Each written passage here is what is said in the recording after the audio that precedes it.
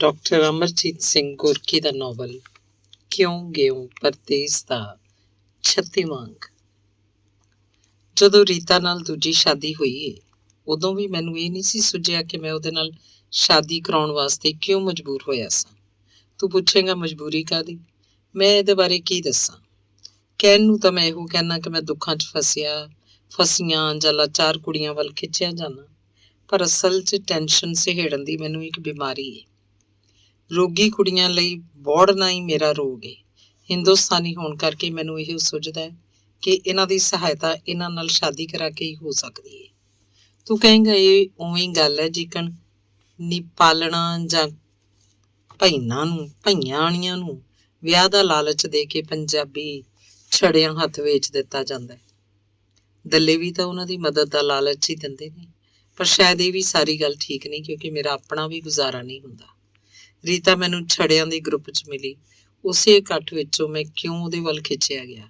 ਸਰੀਰਕ ਤੌਰ ਤੇ ਉਹ ਬਾਹਲੀ ਖਿੱਚ ਨਹੀਂ ਸੀ ਪਾ ਸਕਦੀ, ਫਿਰ ਵੀ ਜਦੋਂ ਸਾਰੀ ਗੱਲਾਂ ਕਰਦੇ ਪਏ ਸੀ ਤਾਂ ਮੈਨੂੰ ਉਹਦੀਆਂ ਗੱਲਾਂ 'ਚੋਂ ਇੱਕ ਅਦਾ ਨਜ਼ਰ ਆਈ। ਉਹਦਾ ਸਿਗਰਟ ਸੁਲਗਾਣਾ, ਉਹ ਵੀ ਮੇਰੀ ਬਲਦੀ ਸਿਗਰਟ ਕੋਲ ਮੂੰਹ ਨੇੜੇ ਕਰਕੇ, ਮੈਨੂੰ ਤਰੰਗਤ ਕਰ ਗਿਆ।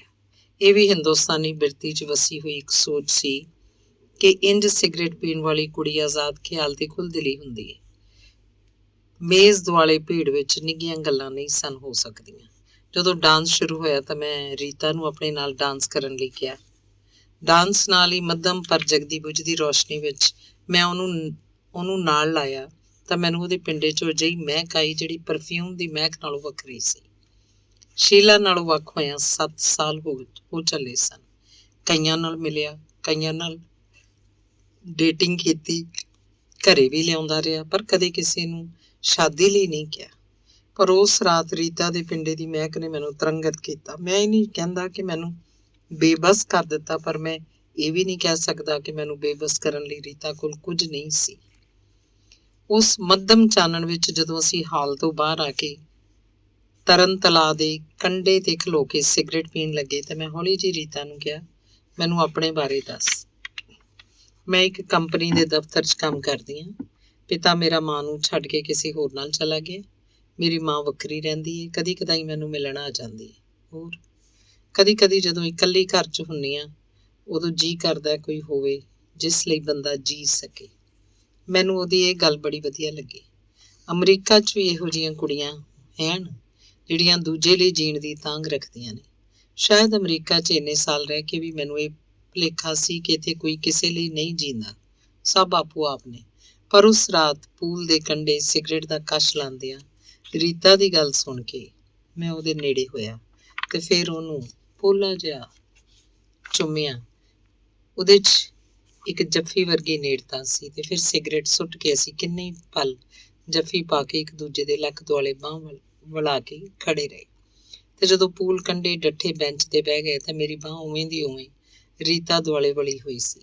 ਫਿਰ ਮੈਂ ਰੀਤਾ ਦੇ ਕੰਨ ਨੇੜੇ ਮੂੰਹ ਕਰਕੇ ਕਿਹਾ, ਮੇਰੇ ਨਾਲ ਸ਼ਾਦੀ ਕਰੇਂਗੀ?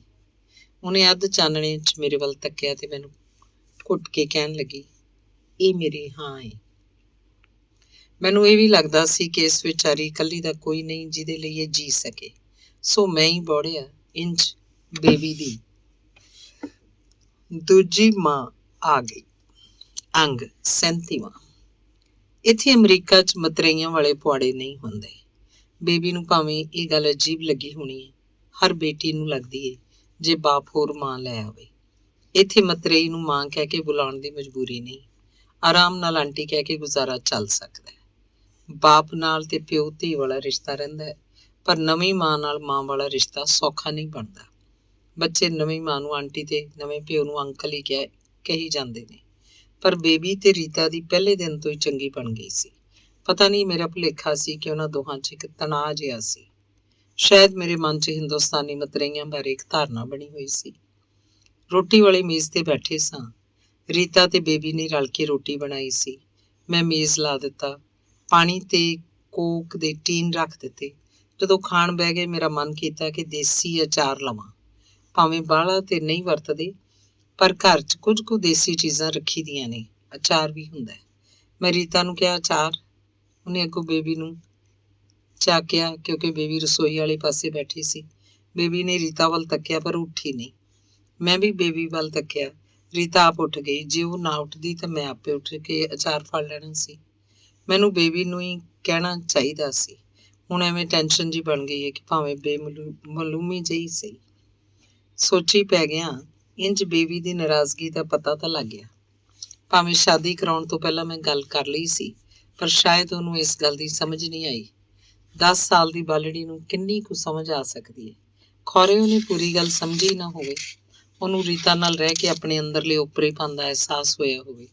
ਉਹਨੂੰ ਉਹਦੇ ਦਿਲ ਨੇ ਦੱਸਿਆ ਹੋਵੇ ਕਿ ਇਹ ਤੇ ਮਾਂ ਨਹੀਂ, ਮਾਂ ਤੇ ਉਹ ਹੈ ਜਿਸ ਕੋਲ ਮੈਂ ਹਰ ਹਫ਼ਤੇ ਸ਼ਨੀਵਾਰ ਜਾਂਦੀ ਹਾਂ ਤੇ ਐਤਵਾਰ ਰਾਤੀ ਵਾਪਸ ਆ ਜਾਂਦੀ ਹਾਂ। ਪਰ ਲੱਖ ਕੋਸ਼ਿਸ਼ ਕਰੀਏ ਦੂਜੇ ਦੇ ਦਿਲ ਦੀ ਗੱਲ ਪੂਰੀ ਤਰ੍ਹਾਂ ਨਹੀਂ ਬੁੱਝ ਸਕਦੇ। ਬਾਲਾਂ ਦੇ ਦਿਲ ਦੀ ਗੱਲ ਬੁੱਝਣੀ ਹੋਰ ਵੀ ਔਖੀ ਹੈ। ਇਸੇ ਕਰਕੇ ਬੇਬੀ ਦੀ ਹਾਂ ਸਮਝ ਬੈਠਾ ਸਾਂ। ਅਸਲ 'ਚ ਉਹ ਬਾਲ ਮਨ ਦੀ ਹਾਂ ਸੀ। ਹੁਣ ਉਹਦਾ ਨਤੀਜਾ ਸਾਹਮਣੇ ਪਿਆ ਹੁੰਦਾ ਸੀ। ਰੀਤਾ ਬਾਹਲਾ ਨਹੀਂ ਸੀ ਗੌਰ ਕਰਦੀ, ਪਰ ਮੈਨੂੰ ਜਾਪਦਾ ਕਿ ਟੈਨਸ਼ਨ ਤੇ ਉਹਨੂੰ ਵੀ ਹੁੰਦੀ ਹੋਏਗੀ। ਕਹਿੰਦੀ ਕੁਝ ਨਾ, ਉੱਠ ਕੇ ਆਪਣੇ ਕਮਰੇ 'ਚ ਚਲੀ ਜਾਂਦੀ, ਸਿਗਰਟ ਲਾ ਲੈਂਦੀ ਤੇ ਲੇਟੀ ਲੇਟੀ ਟੀਵੀ ਵੇਖਦੀ ਰਹਿੰਦੀ। ਬੇਬੀ ਸਕੂਲ ਦਾ ਕੰਮ ਕਰਨ ਲੱਗ ਪੈਂਦੀ। ਮੈਂ ਕਮਰੇ 'ਚ ਜਾ ਕੇ ਕੁਰਸੀ ਖਿੱਚ ਕੇ ਪਲੰਗ ਨੇੜੇ ਹੋ ਜਾਂਦਾ ਤੇ ਕਦੀ ਰੀਤਾ ਦੀ ਬਾਂਹ ਤੇ ਹੱਥ ਫੇਰਦਾ ਰਹਿੰਦਾ। ਹੌਲੀ ਹੌਲੀ ਉਹਦਾ ਮਨ ਸ਼ਾਂਤ ਹੋ ਜਾਂਦਾ, ਪਰ ਸਰੀਰ ਤਰੰਗਤ ਹੋ ਜਾਂਦਾ। ਆਪਣੀ ਸਿਗਰਟ ਉਹਨੂੰ ਫੜਾ ਕੇ ਉੱਠਦਾ, ਟੀਵੀ ਦੀ ਆਵਾਜ਼ ਥੋੜੀ ਉਚੇਰੀ ਕਰਦਾ, ਬੂਹਾ ਬੰਦ ਕਰਦਾ ਤੇ ਰੀਤਾ ਨਾਲ ਆ ਕੇ ਲੇਟਦਾ। ਮੂੰਹੋਂ ਕੁਝ ਨਾ ਬੋਲਦਾ, ਮਤੇ ਜਾਦੂ ਟੁੱਟ ਜਾਏ। ਸਿਗਰਟ ਉਹਦੇ ਹੱਥੋਂ ਲੈ ਕੇ ਐਸ਼ਟਰੇ 'ਚ ਮਸਲ ਦਿੰਦਾ, ਉਹਦੇ ਨਾਲ ਆ ਜਾਂਦਾ। ਅਸੀਂ ਟੀਵੀ ਦੀ ਉਚੇਰੀ ਆਵਾਜ਼ ਆਸਰੇ ਬਾਕੀ ਗੱਲਾਂ ਅਣਗੌਲੀਆਂ ਕਰ ਜਾਂਦੇ। ਇਹ ਜਾਦੂ ਭਾਵੇਂ ਬਾਹਲੀ ਵਾਰੀ ਸਿਰ ਚੜ ਕੇ ਬੋਲਦਾ, ਪਰ ਕਦੀ ਕਦਾਈ ਸਾਰੀ ਰਾਤ ਇੱਕ ਦੂਜੇ ਵੱਲ ਪਿੱਠ ਕਰਕੇ ਸੁੱਤਿਆਂ ਬੀਤ ਜਾਂਦੀ। ਦੋਹਾਂ ਨੇ ਸਵੇਰੇ ਕੰਮ ਤੇ ਜਾਣਾ ਹੁੰਦਾ ਸੀ। ਆਪਣੇ ਰੋਸੇ ਮਨੇਵੇਂ ਨੂੰ ਟਾਲ ਕੇ ਸੌਂ ਰਹਿੰਦੇ। ਬੇਬੀ ਨੂੰ ਤਿਆਰ ਕਰਕੇ ਸਕੂਲੇ ਭੇਜਣ ਦੀ ਜ਼ਿੰਮੇਵਾਰੀ ਮੁਕਾ ਚੁੱਕੀ ਸੀ।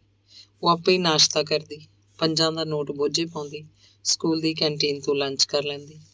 ਇੱਥੇ ਬੱਚਿਆਂ ਨੂੰ ਸਵੈ ਨਿਰਭਰਤਾ ਤੇ ਆਜ਼ਾਦ ਹੋਣ ਦੀ ਜਾਚ ਆ ਜਾਂਦੀ ਹੈ। ਬੇਬੀ ਨੂੰ ਵੀ ਆ ਗਈ। ਉਂਝ ਵੀ ਮਾਂ ਮੈਟਰ ਬਾਲ ਝੱਬਦੇ ਸਿਆਣੇ ਹੋ ਜਾਂਦੇ ਨੇ। ਇਹਨਾਂ ਗੱਲਾਂ ਵੱਲੋਂ ਮੈਨੂੰ ਕੋਈ ਚਿੰਤਾ ਨਹੀਂ ਸੀ। ਚਿੰਤਾ ਸਿਰਫ ਇਸ ਗੱਲ ਦੀ ਸੀ ਕਿ ਘਰ ਦਾ ਮਾਹੌਲ ਨਾ ਵਿਗੜੇ। ਜਦੋਂ ਮਾਤਾ ਜੀ ਸ਼ਿੱਤੂ ਦੇ ਮੁੰਡੇ ਪ੍ਰਤਾਪ ਨੂੰ ਲੈ ਕੇ ਆਏ ਤਾਂ ਬੇਬੀ ਬੜੀ ਖੁਸ਼ ਸੀ। ਉਹਨੂੰ ਖਿਡਾਉਂਦੀ, ਮਾਤਾ ਜੀ ਨਾਲ ਗੱਲਾਂ ਮਾਰਦੀ ਰਹਿੰਦੀ। ਗੱਲਾਂ ਵੀ ਕੀ ਮਾਰਨੀਆਂ ਸਨ। ਉਹ ਬੋਲਦੀ ਤੇ ਮਾਤਾ ਜੀ ਅੱਗੋਂ ਇੱਕ ਅੱਧਾ ਅੰਗਰੇਜ਼ੀ ਦਾ ਅੱਖਰ ਹੀ ਬੋਲ ਸਕਦੇ। ਬੇਬੀ ਸਕੂਲੇ ਚਲੀ ਜਾਂਦੀ। ਅਸੀਂ ਦੋਵੇਂ ਦਫ਼ਤਰ। ਦਾਦੀ ਪੋਤਰਾ ਕੱਲੇ ਦਫ਼ਤਰ ਬੈਠਾ ਸੋਚਦਾ, ਕੀ ਕਰਦੇ ਹੋਣੇ ਨੇ ਮਾਤਾ ਜੀ? ਨਾਸ਼ਤਾ ਕਰ ਬੈਠੇ ਹੋਣੇ ਨੇ। ਅੱਜ ਕੱਲ੍ਹ ਮੈਨੂੰ ਦੇਸੀ ਨਾਸ਼ਤਾ ਮਿਲਦਾ, ਪਰੌਂਠੇ, ਅਚਾਰ ਤੇ ਦੁੱਧ, ਜਾਂ ਕਦੀ ਪਰੌਂਠੇ, ਦਹੀਂ ਤੇ ਚਾਹ। ਮੈਨੂੰ ਇੰਨੇ ਭਾਰੇ ਨਾਸ਼ਤੇ ਦੀ ਆਦਤ ਨਹੀਂ ਸੀ। ਮਾਤਾ ਜੀ ਆਪਣੇ ਲਾੜ 'ਚ ਚੰਗਾ ਚੋਖਾ ਤਲਿਆ ਪਰੌਂਠਾ ਬਣਾਉਂਦੇ। ਕੁਰਸੀ ਤੇ ਬੈਠੇ ਨੂੰ ਊਂਘ ਵੀ ਆ ਜਾਂਦੀ। ਦਫ਼ਤਰ 'ਚ ਕੋਈ ਬਾਹਲਾ ਕੰਮ ਨਹੀਂ ਸੀ ਹੁੰਦਾ। ਰੀਅਲ ਐਸਟੇਟ ਦਾ ਕੰਮ ਹਰ ਵੇਲੇ ਰੁੱਝਿਆ ਨਹੀਂ ਰੱਖਦਾ। ਗਾਹਕ ਆ ਗਿਆ ਤਾਂ ਰੁੱਝ ਗਏ, ਜੇ ਨਾ ਆਇਆ ਤਾਂ ਵਿਹਲੇ। ਮਕਾਨ ਵਿਖਾਣ ਜਾਣਾ, ਮਾਲਕ ਨੂੰ ਪਹਿਲਾਂ ਫੋਨ ਕਰ ਲੈਣਾ। ਉਹ ਲੋਕ ਘਰਾਂ ਨੂੰ ਸਜਾ ਕੇ ਬਾਹਰ ਨਿਕਲ ਜਾਂਦੇ। ਸਜਾ ਕੇ ਇਸ ਲਈ ਜਾਂਦੇ ਕਿ ਚੰਗਾ ਪ੍ਰਭਾਵ ਪਵੇ ਤੇ ਚੰਗਾ ਮੁੱਲ ਪਵੇ, ਬਾਹਲੀ ਲੈਣ ਦੇਣ ਨਾ ਕਰਨੀ ਪਵੇ। ਖੁੱਲੇ ਘਰਾਂ 'ਚੋਂ ਕਦੀ ਕੋਈ ਚੀਜ਼ ਨਾ ਗੁਆਚਦੀ ਸੀ, ਨਾ ਚੱਕੀ ਜਾਂਦੀ। ਮਾਤਾ ਜੀ ਬੜੇ ਹੈਰਾਨ ਹੁੰਦੇ ਕਿ ਕਿਵੇਂ ਉਪਰਿਆਂ ਵਾਸਤੇ ਘਰ ਖੁੱਲ੍ਹਾ ਛੱਡ ਜਾਂਦੇ ਨੇ। ਮਾਤਾ ਜੀ ਨੂੰ ਬਾਲ ਸਾਂਭਣਾ ਤੇ ਆਉਂਦਾ ਸੀ। ਇੰਨੇ ਬਾਲ ਆਪਣੇ ਤੇ ਸਾਡੇ ਭਰਾਵਾਂ ਭੈਣਾਂ ਦੇ ਬਾਲ ਪਾਲੇ ਸੀ। ਪਰ 2 ਮੰਜ਼ਿਲੇ ਮਕਾਨ 'ਚ ਹੇਠ ਉੱਤੇ ਜਾਂਦਿਆਂ ਮੱਤ ਮਾਰੀ ਜਾਂਦੀ। ਪ੍ਰਤਾਪ ਲਈ ਹੇਠਾਂ ਰਸੋਈ 'ਚ ਦੁੱਧ ਤੱਤਾ ਕਰਨ ਜਾਂਦੇ ਤਾਂ ਉਨੀ ਦੇਰ ਰੋਂਦਾ ਰਹਿੰਦਾ ਹੋਣਾ। ਛਿੱਥੇ ਪੈ ਗਏ ਹੋਣੇ ਨੇ, ਕਿਉਂਕਿ ਜਦੋਂ ਕਦੀ ਮੈਂ ਫੋਨ ਕਰਕੇ ਪੁੱਛਦਾ ਕਿ ਪ੍ਰਤਾਪ ਤੰਗ ਤੇ ਨਹੀਂ ਕਰਦਾ ਤਾਂ ਅੱਗੋਂ ਇਹੋ ਕਹਿੰਦੇ, ਹੇਠ ਉੱਤੇ ਕਰਕੇ ਮੱਤ ਮਾਰੀ ਹੋਈ ਏ। ਮੈਂ ਹੱਸ ਛੱਡਦਾ। ਇਹ ਵੀ ਸੋਚ ਆਉਂਦੀ, ਜੇ ਗੋਦ ਲੈਣਾ ਏ ਤਾਂ ਪਾਲਣ ਦੀ ਜ਼ਿੰਮੇਵਾਰੀ ਵੀ ਸਾਡੇ ਤੇ ਹੀ ਪੈਣੀ ਹੈ। ਮਾਤਾ ਜੀ ਅੱਜ ਨਹੀਂ ਤੇ ਕੱਲ੍ਹ ਚਲੇ ਜਾਣਗੇ। ਜਾਂ ਤੇ 5 ਦਿਨਾਂ ਲਈ ਬੇਬੀ ਸਿਟਰ ਰੱਖਣੀ ਪਏਗੀ ਤੇ ਜਾਂ ਫਿਰ ਇੱਕ ਨੂੰ ਨੌਕਰੀ ਛੱਡਣੀ ਪਏਗੀ। ਰਾਤ ਨੂੰ ਪ੍ਰਤਾਪ ਜਾਗ ਪੈਂਦਾ। ਪਤਾ ਨਹੀਂ ਉਹਦਾ ਪੇਟ ਖਰਾਬ ਸੀ ਜਾਂ ਕੀ। ਰਹਿ ਰਹਿ ਕੇ ਹੂੰਗਰ ਮਾਰਦਾ, ਰੀ ਕਰਦਾ। ਕਦੀ ਮੈਂ ਤੇ ਕਦੀ ਮਾਤਾ ਜੀ ਉਹਨੂੰ ਵੇਖਦੇ। ਰੀਤਾ ਉਹਨੂੰ ਸਾਡੇ ਕਮਰੇ 'ਚ ਨਹੀਂ ਸੀ ਸੌਂਦੀ, ਸਗੋਂ ਵੱਖਰੇ ਕਮਰੇ 'ਚ ਬਾਈਆਂ ਵਾਲੇ ਭੰਗੂੜੇ 'ਚ ਪਾ ਦਿੰਦੀ। ਮਾਤਾ ਜੀ ਨੂੰ ਬੁਰਾ ਲੱਗਦਾ। ਉਹ ਅੰਗਰੇਜ਼ੀ ਨਹੀਂ ਸੀ ਬੋਲ ਸਕਦੇ, ਪਰ ਰੀਤਾ ਦੀਆਂ ਗੱਲਾਂ ਦੀ ਸੁਰ ਤੋਂ ਸਮਝ ਜਾਂਦੇ ਕਿ ਉਹ ਬਾਲ ਨੂੰ ਪਾਲ ਕੇ ਰਾਜੀ ਨਹੀਂ ਸੀ। ਢਿੱਡੋਂ ਜੰਮੇ ਤੇ ਗੋਦ ਲਏ 'ਚ ਫਰਕ ਤੇ ਹੁੰਦਾ ਹੀ ਹੈ। ਜੇ ਪਿਆਰ ਨਹੀਂ ਦੇਣਾ ਤਾਂ ਗੋਦ ਹੀ ਨਾ ਲਵੇ ਬੰਦਾ। ਅਸਲ 'ਚ ਗੋਦ ਲੈਣ ਦੀ ਜ਼ਿੱਦ ਮੇਰੀ ਸੀ। ਰੀਤਾ ਨੂੰ ਕੋਈ ਇਤਰਾਜ਼ ਨਹੀਂ ਸੀ, ਪਰ ਬੱਚੇ ਦੇ ਪਾਲਣ ਪੋਸ਼ਣ ਲਈ ਜਿਹੜੀ ਮਮਤਾ ਦੀ ਲੋੜ ਹੁੰਦੀ ਹੈ, ਰੀਤਾ ਕੋਲ ਉਹ ਹੈ ਹੀ ਨਹੀਂ ਸੀ। ਗਲ ਪਿਆ ਢੋਲ ਵਜਾਉਣ ਲਈ ਵੀ ਸਮਰਪਣ ਦੀ ਲੋੜ ਹੁੰਦੀ ਹੈ, ਜਿਹੜੀ ਅਮਰੀਕਨ ਔਰਤਾਂ ਕੋਲ ਨਹੀਂ ਹੁੰਦੀ। ਰਾਤੀ ਜਾਗ ਜਾਗ ਕੇ ਮਾਤਾ ਜੀ ਬੜੇ ਔਖੇ ਸਨ। ਰੀਤਾ ਨੇ ਇੱਕ ਸੌਖਾ ਰਾਹ ਲੱਭ ਲਿਆ ਸੀ। ਪ੍ਰਤਾਪ ਨੂੰ ਨੀਂਦਰ ਦੀ ਦਵਾਈ ਦੇ ਦਿੰਦੀ, ਸੁੱਤਾ ਰਹੇ, ਤੰਗ ਨਾ ਕਰੇ, ਉਹਦੀ ਆਜ਼ਾਦੀ 'ਚ ਖਲਲ ਨਾ ਪਵੇ। ਪ੍ਰਤਾਪ ਦੇ ਕਮਰੇ 'ਚ ਜਾ ਕੇ ਵੀ ਸਿਗਰਟ ਪੀਂਦੀ ਰਹਿੰਦੀ। ਮਾਤਾ ਜੀ ਪੱਕੇ ਸਿੰਘ ਸਭੀਏ ਬੜਾ ਭੈੜਾ ਲੱਗਦਾ, ਪਰ ਰੀਤਾ ਨੂੰ ਇਸ ਗੱਲ ਦੀ ਪਰਵਾਹ ਨਹੀਂ ਸੀ। ਉਹਨੂੰ ਇਸ ਰਹਿਤ ਦੀ ਸਮਝ ਵੀ ਨਹੀਂ ਸੀ ਆ ਸਕਦੀ। ਭਾਵੇਂ ਮਾਤਾ ਜੀ ਵਸ ਲੱਗਦੇ ਆਪਣਾ ਸਾਰਾ ਕੰਮ ਆਪੇ ਕਰ ਲੈਂਦੇ ਸਨ, ਪਰ ਜੇ ਕਦੀ ਰੀਤਾ ਨੂੰ ਮਾਤਾ ਜੀ ਦੇ ਕੱਪੜੇ ਵਾਸ਼ਿੰਗ ਮਸ਼ੀਨ 'ਚ ਪਾਉਣ ਲਈ ਲਿਜਾਣੇ ਪੈਂਦੇ ਤਾਂ ਇੰਝ ਸੁੰਘਦੀ ਰਹਿੰਦੀ ਜਿਵੇਂ ਕੋਈ ਗੰਦੀ ਮੁਸ਼ਕ ਆਉਂਦੀ ਹੋਵੇ। ਮਾਤਾ ਜੀ ਨੇ ਸਹੀ ਕਰ ਲਿਆ, ਮਹਿਸੂਸ ਵੀ ਕੀਤਾ। ਇੱਕ ਵਾਰੀ ਰੋਟੀ ਦੇ ਟੇਬਲ ਤੇ ਬੈਠੇ ਤੇ ਮਾਂ ਕਹਿਣ ਲੱਗੀ, ਜੇ ਨਹੀਂ ਸਾਂਭ ਸਕਦੀ ਤਾਂ ਮੰਗਾਇਆ ਕਿਉਂ ਸੀ? ਮਾਂ ਬਣਨ ਲਈ ਮਾਂ ਵਾਲਾ ਦਿਲ ਹੋਣਾ ਚਾਹੀਦਾ। ਰੀਤਾ ਨੂੰ ਪੰਜਾਬੀ ਦੀ ਹੋਰ ਕੋਈ ਗੱਲ ਸਮਝ ਨਹੀਂ ਆਈ, ਪਰ ਮਾਂ ਲਫ਼ਜ਼ ਦੇ ਕਿਸੇ ਵੀ ਬੋਲੀ 'ਚ ਹੋਵੇ ਸਮਝ ਆ ਜਾਂਦਾ। ਉਹਨੂੰ ਖੁੜਕ ਗਈ ਹੋਣੀ ਹੈ। ਮੈਥੋਂ ਪੁੱਛਣ ਲੱਗੀ, ਵਾਟਸ ਦ ਮੈਟਰ? ਮੈਂ ਅੱਗੋਂ ਟਾਲ ਛੱਡਿਆ, nothing, it's not concern with you. ਪਰ ਇਹਨਾਂ ਨੇ ਮਾਂ ਦੀ ਗੱਲ ਕੀਤੀ ਸੀ। ਕਿਹੜੀ ਮਾਂ? ਮੈਂ ਆਪਣੇ ਆਪ ਨੂੰ ਕੜਿੱਕੀ 'ਚ ਫਸਿਆ ਮਹਿਸੂਸ ਕੀਤਾ। ਕੀ ਜਵਾਬ ਦਿਆਂ, ਕੀ ਨਾ ਦਿਆਂ? ਟਾਲਣਾ ਹੀ ਚੰਗਾ ਸਮਝਿਆ। ਸੱਚ ਦੱਸਿਆ ਮੈਂ ਫਸਦਾ ਸੀ। ਮੈਂ ਕਿਹਾ, ਮਿਸਿਸ ਸ਼ਿਤੂ ਦੀ ਗੱਲ ਪੇ ਕਰਦੇ ਨੇ। ਉਹਨੇ ਵੀ ਖਹਿੜਾ ਨਹੀਂ ਛੱਡਿਆ। ਕੀ ਕਹਿੰਦੇ ਨੇ? ਇਹੀ ਕਿ ਪ੍ਰਤਾਪ ਦੀ ਮਾਂ ਹੁਣ ਤੱਕ ਇੱਥੇ ਅੱਪੜ ਗਈ ਹੋਣੀ ਹੈ। ਹਾਂ, ਅੱਪੜ ਹੀ ਗਈ ਹੋਣੀ ਹੈ। ਨਖਰੇ ਕਿੰਨੇ ਕਰਦੀ ਸੀ, ਪਰ ਉਹਨੇ ਕੁਰਬਾਨੀ ਵੀ ਤੇ ਦਿੱਤੀ ਹੈ ਸਾਡੇ ਲਈ। ਆਮ ਫੈਡ ਅਪ। ਹੋਸ਼ ਦੀ ਗੱਲ ਕਰ। ਮੈਂ ਸੋਚਿਆ ਇਹ ਵੀ ਕਹਿ Shri can understand this much English, ਪਰ ਸੋਚਿਆ ਮੇਰੀ ਇੰਨੀ ਗੱਲ ਵੀ ਮਾਤਾ ਜੀ ਨੇ ਸਮਝ ਜਾਣੀ ਹੈ ਤੇ ਗੱਲ ਵਿਗੜ ਜਾਣੀ ਹੈ। ਕਿਸੇ ਹੋਰ ਪਾਸੇ ਗੱਲ ਪਰਤੀਏ। ਦਫ਼ਤਰ ਦੇ ਮਾਹੌਲ ਤੋਂ ਫੈਡ ਅਪ ਹੋਣਾ ਕੋਈ ਵੱਡੀ ਗੱਲ ਨਹੀਂ। ਅੰਗ 38ਵਾਂ। ਕਈ ਵਾਰੀ ਇੰਝ ਮਹਿਸੂਸ ਹੁੰਦਾ ਜਿਵੇਂ ਮੈਂ ਪ੍ਰਤਾਪ ਨੂੰ ਗੋਦੀ ਲੈਣ ਦਾ ਫੈਸਲਾ ਕਰਕੇ ਫਸ ਗਿਆ ਹੋਵਾਂ। ਟੈਨਸ਼ਨ, ਰੀਤਾ ਨਾਰਾਜ਼, ਮਾਤਾ ਜੀ ਪਰੇਸ਼ਾਨ ਤੇ ਪ੍ਰਤਾਪ ਬਿਮਾਰ। ਘਿਰਿਆ ਹੋਇਆ ਮਹਿਸੂਸ ਕਰਦਾ, ਪਰ ਇਹਨਾਂ ਸਾਰੀਆਂ ਗੱਲਾਂ ਦੇ ਬਾਵਜੂਦ ਘਰ ਆਉਣ ਤੇ ਇੰਝ ਜਾਪਦਾ ਜਿਕਣ ਸੁਖਾਵੇਂ ਮਾਹੌਲ 'ਚ ਆ ਗਿਆ ਹੋਵਾਂ। ਇਹ ਕਹੀ ਬਿਰਤੀ ਸੀ ਜਿਹੜੀ ਟੈਨਸ਼ਨ 'ਚ ਦੁਖੀ ਵੀ ਹੁੰਦੀ ਸੀ ਤੇ ਰਾਹਤ ਵੀ ਮਹਿਸੂਸ ਕਰਦੀ ਸੀ। ਕੁਝ ਸਮਝ ਨਾ ਆਉਂਦਾ। ਮਾਨਸਿਕ ਡਾਕਟਰ ਨੇ ਸਵਾਲ ਪੁੱਛੇ। ਟੈਨਸ਼ਨ ਦੇ ਕਾਰਨ ਦਾ ਪਤਾ ਹੁੰਦਾ, ਉਸ ਵੇਲੇ ਮਸਲਾ ਹੱਲ ਕਰਨ ਲਈ ਰਾਹ ਢੂੰਡਦਾ। ਭੰਬਲ ਭੁੱਸੇ ਪਿਆ ਮਹਿਸੂਸ ਕਰਦਾ ਜਾਂ ਰਾਹ ਲੱਭਣ ਲਈ ਦਿਮਾਗ ਦੀ ਵਰਤੋਂ ਕਰਦਾ। ਤੈਨੂੰ ਕਿਵੇਂ ਲੱਗਦਾ ਹੈ ਕਿ ਤੇਰੀ ਟੈਨਸ਼ਨ ਘਟ ਸਕਦੀ ਹੈ? ਸ਼ਾਇਦ ਮਾਤਾ ਜੀ ਦੇ ਚਲੇ ਜਾਣ ਨਾਲ, ਸ਼ਾਇਦ ਪ੍ਰਤਾਪ ਦੇ ਦਸਤ ਠੀਕ ਹੋਣ ਨਾਲ, ਸ਼ਾਇਦ ਪ੍ਰਤਾਪ ਲਈ ਰੀਤਾ ਦੇ ਪਿਆਰ ਨਾਲ, ਸ਼ਾਇਦ।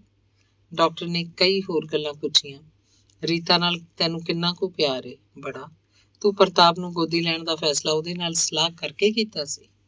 ਗੱਲ ਤੇ ਕੀਤੀ ਸੀ, ਰਜ਼ਾਮੰਦ ਵੀ ਸੀ, ਪਰ ਸ਼ਿਤੂ, ਛੋਟੀ ਭਾਬੀ ਤੇ ਪ੍ਰਤਾਪ ਤੇ ਮਾਤਾ ਜੀ ਦੇ ਆਉਣ ਨਾਲ ਹਾਲਾਤ ਬਦਲ ਗਏ ਲੱਗਦੇ ਨੇ। ਪੁੱਤਰ ਗੋਦੀ ਲੈਣ ਦਾ ਫੈਸਲਾ ਹੋਰ ਗੱਲ ਹੈ ਤੇ ਮਮਤਾ ਦਾ ਪੰਘਰਨਾ ਹੋਰ ਗੱਲ ਹੈ। ਰੀਤਾ ਆਪਣੀ ਜ਼ਿੰਮੇਵਾਰੀ ਨੂੰ ਪਛਾਣਦੀ। ਪਹਿਲਾਂ ਤੇ ਦਾਅਵਾ ਕਰਦੀ ਸੀ, ਪਰ ਹੁਣ ਵੇਸਲੀ ਹੋ ਗਈ ਲੱਗਦੀ। ਤੇਰੀ ਆਜ਼ਾਦੀ ਤੇ ਵੀ ਅਸਰ ਪਿਆ? ਹਾਂ ਪਿਆ, ਪਰ ਜਿਹੜੀ ਜ਼ਿੰਮੇਵਾਰੀ ਚੁੱਕੀ ਹੈ ਉਹ ਨਿਭਾਵਾਂਗਾ ਵੀ। ਸਿਰਫ ਜ਼ਿੰਮੇਵਾਰੀ ਸਮਝਦਾ ਕਿ ਪਿਆਰ ਵੀ ਜਾਗਿਆ? ਪਿਆਰ ਵੀ ਜਾਗ ਪਏਗਾ। ਹਿੰਦੁਸਤਾਨੀ ਸ਼ਾਦੀ ਵਾਂਗ ਵਿਆਹ ਤੋਂ ਪਿੱਛੋਂ ਜਾਗਣ ਵਾਲੇ ਪਿਆਰ ਹਾਰ? ਸ਼ਾਇਦ। ਤੇਰੇ ਤੇ ਰੀਤਾ ਦੇ ਸੰਬੰਧਾਂ 'ਚ ਕੋਈ ਫਰਕ ਪਿਆ? ਲੱਗਦਾ ਤੇ ਨਹੀਂ, ਪਰ ਪ੍ਰਤਾਪ ਕਰਕੇ ਟੈਨਸ਼ਨ ਵਧੀ ਹੈ। ਟੈਨਸ਼ਨ ਨਾਲ ਨੇੜਤਾ ਵੀ ਵੱਧ ਸਕਦੀ ਹੈ, ਪਰ ਤਾਂ ਜੇ ਤੁਸੀਂ ਦੋਵੇਂ ਫਸੇ ਹੋਏ ਮਹਿਸੂਸ ਕਰਦੇ ਹੋ। ਨਿਕਲਣ ਦਾ ਰਾਹ ਕੋਈ ਹੈ? ਹਾਲੀ ਮੈਂ ਕੁਝ ਨਹੀਂ ਕਹਿ ਸਕਦਾ। ਪ੍ਰਤਾਪ ਦੇ ਜਾਣ ਨਾਲ ਸਮੱਸਿਆ ਹੱਲ ਹੋ ਸਕਦੀ ਹੈ। ਸਾਡੀ ਸਮੱਸਿਆ ਹੱਲ ਹੋ ਸਕਦੀ ਹੈ, ਪਰ ਘਰਦਿਆਂ ਨਾਲੋਂ ਦੂਰੀ ਵੱਧ ਜਾਏਗੀ। ਇਹ ਦੂਰੀ ਸਹੇੜਨ ਲਈ ਤਿਆਰ ਹੈ? ਅੱਗੇ ਵੀ ਤੇ ਇੰਨੇ ਸਾਲ ਦੂਰ ਰਿਹਾ।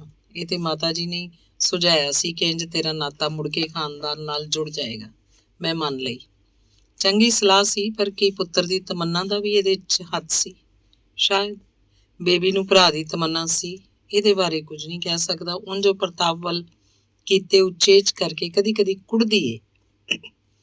ਇਸ ਸਮੱਸਿਆ ਦਾ ਹੱਲ ਵੀ ਇਸੇ ਗੱਲ 'ਚ ਹੈ ਕਿ ਪ੍ਰਤਾਪ ਨੂੰ ਮਮਤਾ ਭਰੇ ਮਨ ਨਾਲ ਪ੍ਰਵਾਨ ਕਰ ਲਓ। ਸਹੁੰ ਦੇਈਏ ਜੀ ਦੀ ਨਾ ਪਤਨੀ ਦੀ ਨਾ ਧੀ ਦੀ। ਇਹ ਕੀ ਹੋਇਆ? ਹਿੰਦੁਸਤਾਨੀ ਅਖਾਣ ਏ, ਸਹੁੰ ਦੇਈਏ ਜੀ ਦੀ, ਨਾ ਪੁੱਤਰ ਦੀ ਨਾ ਧੀ ਦੀ। ਮੈਂ ਜ਼ਰਾ ਪੁੱਤਰ ਦੀ ਥਾਵੇਂ ਪਤਨੀ ਕਹਿ ਲਿਆ। ਬੜਾ ਵਧੀਆ ਮਨੋਵਿਗਿਆਨਕ ਅਖਾਣ ਏ। ਹੋਰ ਕੋਈ ਪ੍ਰੋਬਲਮ? ਰੀਤਾ ਅੱਜ ਕੱਲ੍ਹ ਬੜੇ ਲੰਮੇ ਲੰਮੇ ਫੋਨ ਕਰਦੀ ਰਹਿੰਦੀ ਹੈ। ਕੌਣ ਏ? ਜੌਨ ਲੈਨਨ ਸੰਗੀਤਕਾਰ ਦਾ ਫੈਨ ਹੈ। ਰੀਤਾ ਵੀ ਉਹਦੀ ਫੈਨ ਹੈ। ਈਰਖਾ? ਹਾਂ ਹੈ। ਕਦੀ ਹਟਕਣ ਦੀ ਕੋਸ਼ਿਸ਼ ਕੀਤੀ ਹੈ? ਇਸ਼ਾਰਾ ਕੀਤਾ ਸੀ ਪਰ ਸਮਝੀ ਨਹੀਂ ਜਾਂ ਮੁੜੀ ਨਹੀਂ। ਇਹ ਇੱਕ ਹੋਰ ਤਰ੍ਹਾਂ ਦਾ ਮਸਲਾ ਹੈ। ਪਰ ਹੁਣ ਤੇ ਜੌਨ ਲੈਨਨ ਦੀ ਮੌਤ ਹੋ ਗਈ ਹੈ। ਹੁਣ ਸਗੋਂ ਘੰਟਿਆਂ ਬੱਧੀ ਇੰਟਰਨੈਟ ਤੇ ਬਹਿ ਕੇ ਗੱਲਾਂ ਮਾਰਦੀ ਏ, ਫੋਨ ਨਹੀਂ ਛੱਡਦੀ। ਤੈਨੂੰ ਕੀ ਮਹਿਸੂਸ ਹੁੰਦਾ ਹੈ? ਮੈਂ ਤੇ ਸਮਝ ਸਕਦਾ, ਪਰ ਮਾਤਾ ਜੀ ਪੁੱਛਦੇ ਨੇ ਕਿਹਦੇ ਨਾਲ ਘੰਟਾ ਘੰਟਾ ਗੱਲਾਂ ਮਾਰਦੀ ਏ, ਹੱਸ ਗੱਲਾਂ ਮਾਰਦੀ ਏ। ਮੇਰੇ ਨਾਲ ਤੇ ਕਦੀ ਹੱਸੀ ਨਹੀਂ। ਕੀ ਕਾਰਨ ਸਮਝ ਆਇਆ? ਜੌਨ ਲੈਨਨ ਬਾਰੇ ਹੱਸ ਗੱਲਾਂ ਮਾਰਨੀਆਂ ਤੇ ਸਮਝ ਆ ਸਕਦੀਆਂ ਨੇ, ਪਰ ਮਾਤਾ ਜੀ ਦੀ ਤਿਉੜੀ ਤੋਂ ਸ਼ਾਇਦ ਡਰਦੀ ਹੋਵੇ। ਤੇਰੇ ਮਾਤਾ ਜੀ ਗੁੱਸੇ ਵਾਲੇ ਨੇ? ਨਹੀਂ, ਗੁੱਸੇ ਵਾਲੇ ਨਹੀਂ, ਪਰ ਨੂੰਹ ਕੋਲੋਂ ਸਤਿਕਾਰ ਦੀ ਮੰਗ ਕਰਦੇ ਨੇ। ਰੀਤਾ ਉਹ ਸਤਿਕਾਰ ਦਿੰਦੀ ਹੈ? ਉਹ ਅਮਰੀਕਨ ਏ, ਗੋਰੀ, ਆਜ਼ਾਦ। ਖੈਰ, ਜੌਨ ਲੈਨਨ ਵਾਲੀ ਗੱਲ ਬਾਰੇ ਹੋਰ ਕੁਝ ਦੱਸ। ਜਦੋਂ ਦਾ ਮਰਿਆ ਹੌਕੇ ਭਰਦੀ ਰਹਿੰਦੀ ਹੈ। ਇਹ ਖਤਰਨਾਕ ਗੱਲ ਹੈ। ਕਿਵੇਂ? ਉਹ ਜੌਨ ਲੈਨਨ ਦੇ ਪ੍ਰੇਮੀ ਕੋਲ ਨਾ ਚਲੀ ਜਾਏ। ਇਹ ਕਿਵੇਂ ਹੋ ਸਕਦਾ? ਮੈਂ ਤੇ ਕਦੀ ਇਹ ਸੋਚਿਆ ਵੀ ਨਹੀਂ। ਜ਼ਰਾ ਸੋਚ, ਉਹ ਵੀ ਜਵਾਨ, ਇਹ ਵੀ ਜਵਾਨ, ਉਹ ਵੀ ਜੌਨ ਲੈਨਨ ਦਾ ਪ੍ਰੇਮੀ, ਉਹ ਵੀ ਦੁਖੀ, ਇਹ ਵੀ ਦੁਖੀ। ਨੇੜਤਾ ਵਧੀ ਗਈ ਹੋਣੀ ਹੈ, ਤੇ ਨਾਲ ਰਲ ਗਈ ਪ੍ਰਤਾਪ ਦੀ ਜ਼ਿੰਮੇਵਾਰੀ। ਆਜ਼ਾਦੀ ਘਟ ਗਈ, ਘੁੱਟਣ ਵੱਧ ਗਈ। ਉਹ ਵੀ ਇਸ ਚੱਕਰ ਵਿੱਚੋਂ ਨਿਕਲਣ ਦੀ ਸੋਚ ਸਕਦੀ ਹੈ। ਹੋਸ਼ਿਆਰ। ਅੰਗ 39ਵਾਂ।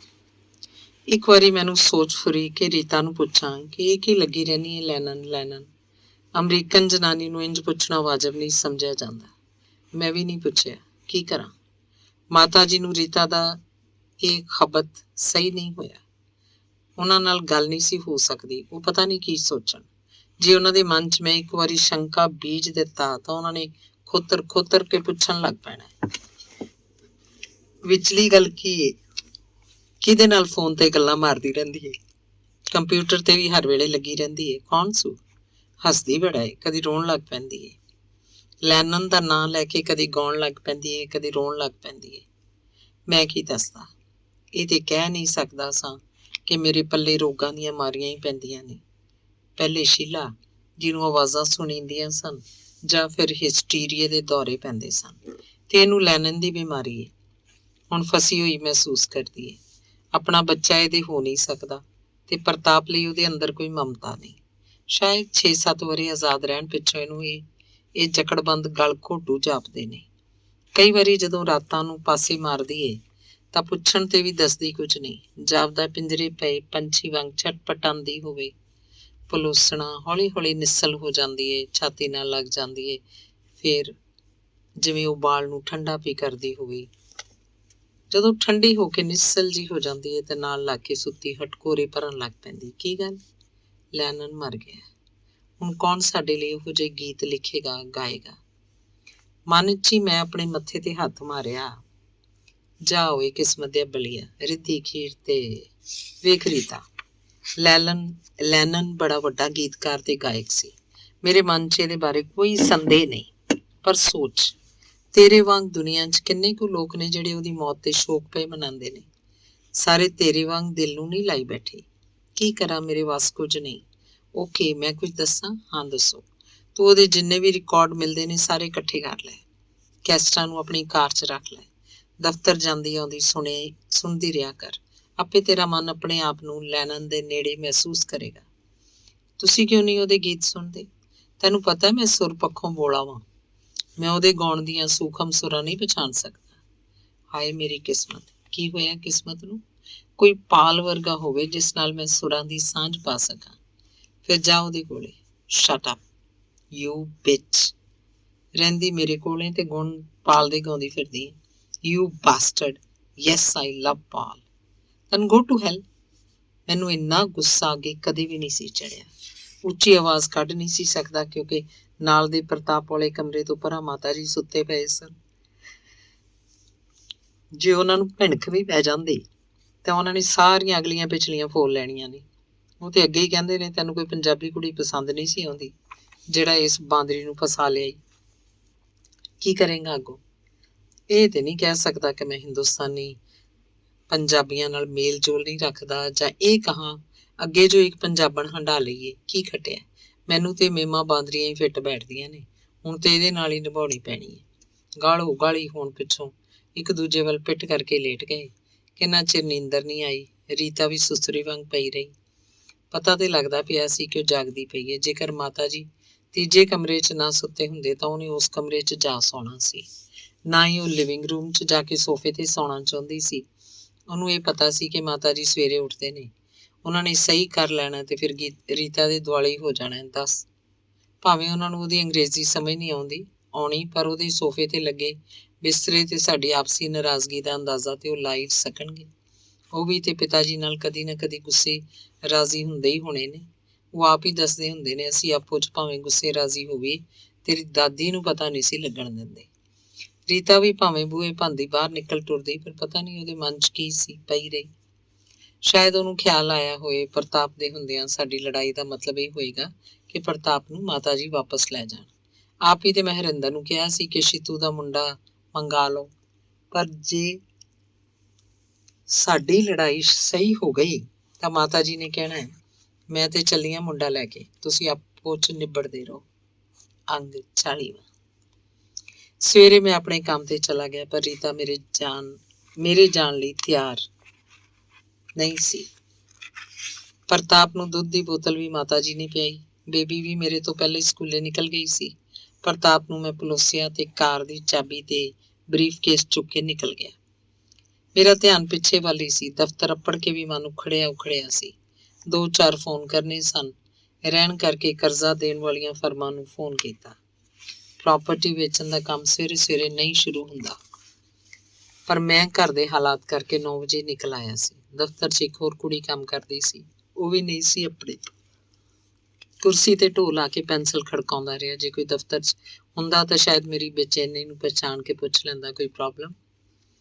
ਮੈਂ ਭਾਵੇਂ ਜਿੰਨਾ ਮਰਜ਼ੀ ਤਣਾਅ 'ਚ ਸਾਂ, ਪਰ ਉਹਨੂੰ ਮੈਂ ਇਹੋ ਕਹਿਣਾ ਸੀ, ਨੋ, ਸਭ ਓਕੇ, ਮੈਂ ਠੀਕ ਹਾਂ। ਪੁੱਛਣਾ ਤੇ ਉਸ ਕੁੜੀ ਨਹੀਂ ਸੀ, ਪਰ ਉਹਨੇ ਹਾਲੀ 2 ਘੰਟਿਆਂ ਨੂੰ ਆਉਣਾ ਸੀ। ਕੀ ਕਰਾਂ? ਕਿਵੇਂ ਚੱਲੇਗੀ? ਮਾਤਾ ਜੀ ਨੂੰ ਪਤਾ ਲੱਗ ਜਾਣਾ ਜੇਕਰ ਰੀਤਾ ਕੰਮ ਤੇ ਨਾ ਗਈ। ਫੋਨ ਕਰਕੇ ਪੁੱਛਾਂ। ਜੇ ਰੀਤਾ ਨੇ ਫੋਨ ਚੁੱਕਿਆ ਤਾਂ ਪਤਾ ਲੱਗ ਜਾਏਗਾ ਕਿ ਉਹ ਕੰਮ ਤੇ ਨਹੀਂ ਗਈ, ਤੇ ਜੇ ਮਾਤਾ ਜੀ ਨੇ ਚੁੱਕਿਆ ਤਾਂ ਪਤਾ ਲੱਗ ਜਾਣਾ ਕਿ ਉਹ ਕੰਮ ਤੇ ਚਲੀ ਗਈ ਹੈ, ਤੇ ਗੁੱਸਾ ਕੁਝ ਘਟ ਜਾਏਗਾ। ਕੰਮ ਤੇ ਗਈ ਨੂੰ ਗੱਲ ਵਿਸਰੇ ਭਾਵੇਂ ਨਾ, ਮੱਧਮ ਜ਼ਰੂਰ ਪੈ ਸਕਦੀ ਹੈ। ਫੋਨ ਚੁੱਕਿਆ, ਨੰਬਰ ਮਿਲਾਇਆ, ਪਰ ਘੰਟੀ ਵੱਜਦਿਆਂ ਸਾਰ ਰੱਖ ਦਿੱਤਾ। ਮਨ ਭਰਮਿਆ ਜਿਹਾ ਸੀ। ਜੇ ਰੀਤਾ ਨੇ ਚੁੱਕਿਆ ਤਾਂ ਕੀ ਕਹਾਂਗਾ? ਰਾਤ ਦੀ ਤੂੰ ਮੈਂ ਤੋਂ ਪਿੱਛੋਂ ਗੱਲਬਾਤ ਕਿਵੇਂ ਟੁਰ ਸਕਦੀ ਹੈ? ਫਿਰ ਸੋਚਿਆ, ਕੋਈ ਗੱਲ ਨਹੀਂ, ਜੇ ਫੋਨ ਤੇ ਉੱਚੀ ਨੀਵੀਂ ਹੋ ਵੀ ਗਈ ਤਾਂ ਘਰੇ ਸਿਰਫ ਮਾਤਾ ਜੀ ਨੂੰ ਪਤਾ ਲੱਗੇਗਾ, ਪਰ ਦਫ਼ਤਰ 'ਚ ਕਿਸੇ ਨੂੰ ਨਹੀਂ ਲੱਗਣਾ। ਇਹੋ ਵੇਲਾ ਚੰਗਾ। ਦੁਬਾਰਾ ਫੋਨ ਮਿਲਾਇਆ, ਵੱਜਦਾ ਰਿਹਾ, ਕਿਸੇ ਨੇ ਨਹੀਂ ਚੁੱਕਿਆ। ਜਦੋਂ ਲੱਗਾ ਕਿ ਹੁਣ ਬੰਦ ਹੋ ਜਾਣਾ, ਉਦੋਂ ਹੀ ਮਾਤਾ ਜੀ ਦੀ ਆਵਾਜ਼ ਆਈ, ਹੈਲੋ। ਸੁਣ ਕੇ ਸੁੱਖ ਦਾ ਸਾਹ ਆਇਆ। ਇਹਦਾ ਮਤਲਬ ਇਹ ਰੀਤਾ ਦਫ਼ਤਰ ਚਲੀ ਗਈ ਸੀ। ਪੁੱਛ ਲਿਆ, ਪ੍ਰਤਾਪ ਠੀਕ ਹੈ? ਹਾਂ, ਹੁਣੇ ਅੱਖ ਲੱਗੀ ਸੀ। ਪਤਾ ਨਹੀਂ ਰੀਤਾ ਨੇ ਕੋਈ ਦਵਾਈ ਦਿੱਤੀ ਸੀ, ਅਖੇ ਇਹਦੇ ਨਾਲ ਖੰਘ ਰੁਕ ਜਾਂਦੀ ਏ, ਸੌਂ ਗਿਆ। ਰੀਤਾ ਗਈ ਦਫ਼ਤਰ? ਮੈਂ ਪੱਕ ਕਰਨ ਲਈ ਪੁੱਛਿਆ। ਨਹੀਂ, ਆਪਣੇ ਕਮਰੇ 'ਚ ਬੰਦ ਰਿਕਾਰਡ ਵਜਾਈ ਜਾਂਦੀ ਹੈ। ਨਾਸ਼ਤਾ ਵੀ ਅੰਦਰ ਹੀ ਲੈ ਗਈ ਸੀ, ਬੋਲੀ ਹੋਈ ਨਹੀਂ। ਮੈਨੂੰ ਖੁੜਕ ਗਈ ਕਿ ਉਹਦਾ ਗੁੱਸਾ ਹਾਲੀ ਘਟਿਆ ਨਹੀਂ। ਘਰ ਜਾ ਕੇ ਫਿਰ ਪੁਆੜਾ ਪੈਣਾ। ਮਨ ਬੇਚੈਨ। ਤੁਸੀਂ ਨਾਸ਼ਤਾ ਕਰ ਲਿਆ? ਹਾਂ, ਬੇਬੀ ਲਈ ਵੀ ਅੱਜ ਪਰੌਂਠੇ ਬਣਾ ਦਿੱਤੇ ਨੇ। ਰੀਤਾ ਤੇ ਅੰਦਰੋਂ ਨਿਕਲੀ ਨਹੀਂ। ਕੋਈ ਗੱਲ ਹੋਈ ਸੀ? ਨਹੀਂ, ਕੋਈ ਗੱਲ ਨਹੀਂ, ਐਵੇਂ ਉਦਾਸ ਲੱਗਦੀ ਹੈ। ਕਿਉਂ, ਕੀ ਹੋਇਆ?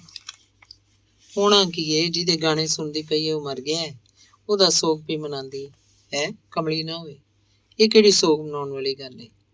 ਅਮਰੀਕਣਾ ਬੜੀਆਂ ਖਪਤੀ ਹੁੰਦੀਆਂ ਨੇ, ਝੱਟ ਉਦਾਸ, ਝੱਟ ਖਿੜਖਿੜ। ਵੇਖ ਲਾਂਗੀ। ਪਹਿਲਾਂ ਕਮਰਿਓਂ ਤੇ ਨਿਕਲੇ। ਫੋਨ ਬੰਦ ਕੀਤਾ, ਥਰਮਸ 'ਚੋਂ ਚਾਹ ਪਾ ਕੇ ਪੀਣ ਲੱਗ ਪਿਆ, ਨਾਲੇ ਸਿਗਰਟ ਲਾ ਲਈ। ਕੁਰਸੀ ਦੀ ਢੋਅ ਨਾਲ ਸਿਰ ਲਾ ਕੇ ਧੂਏ ਦੇ ਗੋਲੇ ਬਣਾਉਂਦਾ ਰਿਹਾ। ਇਹਨਾਂ ਚੱਕਰਾਂ ਵਾਂਗ ਹੀ ਮੇਰੀ ਜ਼ਿੰਦਗੀ ਵੀ ਘੁੰਮਦੀ ਸੀ।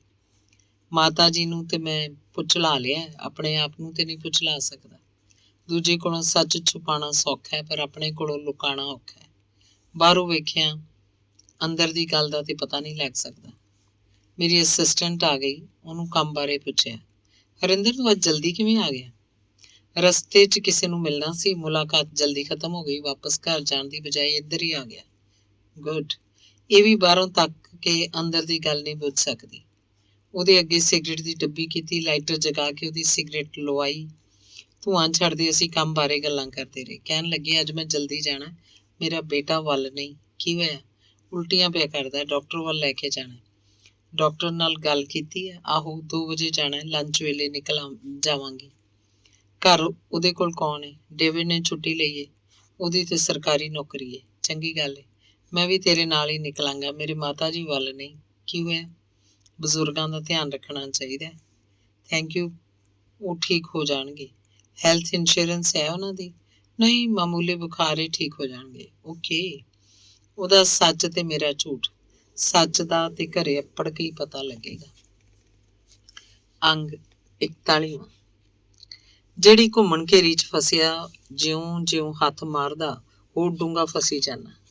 ਪੁੱਤਰ ਗੋਦੀ ਲੈਣ ਲੱਗਾ ਸਾਂ ਕਿ ਨਾ ਅੱਗੇ ਟੁਰਦਾ ਰਹੇ।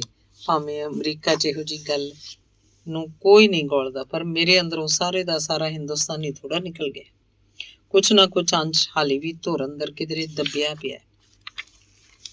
ਜੇਕਰ ਬੇਬੀ ਕਿਸੇ ਹਿੰਦੁਸਤਾਨੀ ਨਾਲ ਵਿਆਹ ਕਰਾਉਂਦੀ ਤਾਂ ਸ਼ਾਇਦ ਉਹਦਾ ਪਿੱਛੇ ਨਾਲ ਕੋਈ ਨਾ ਕੋਈ ਅੰਸ਼ ਜੁੜਿਆ ਰਹਿੰਦਾ, ਪਰ ਕਸੂਰ ਤੇ ਮੇਰਾ ਹੀ ਗਿਣਿਆ ਜਾਣਾ, ਜਿਹੜਾ ਨਾ ਆਪ ਨੂੰ ਤੇ ਨਾ ਉਹਨੂੰ ਆਪਣੇ ਵਿਰਸੇ ਨਾਲ ਜੋੜੀ ਰੱਖ ਸਕਿਆ।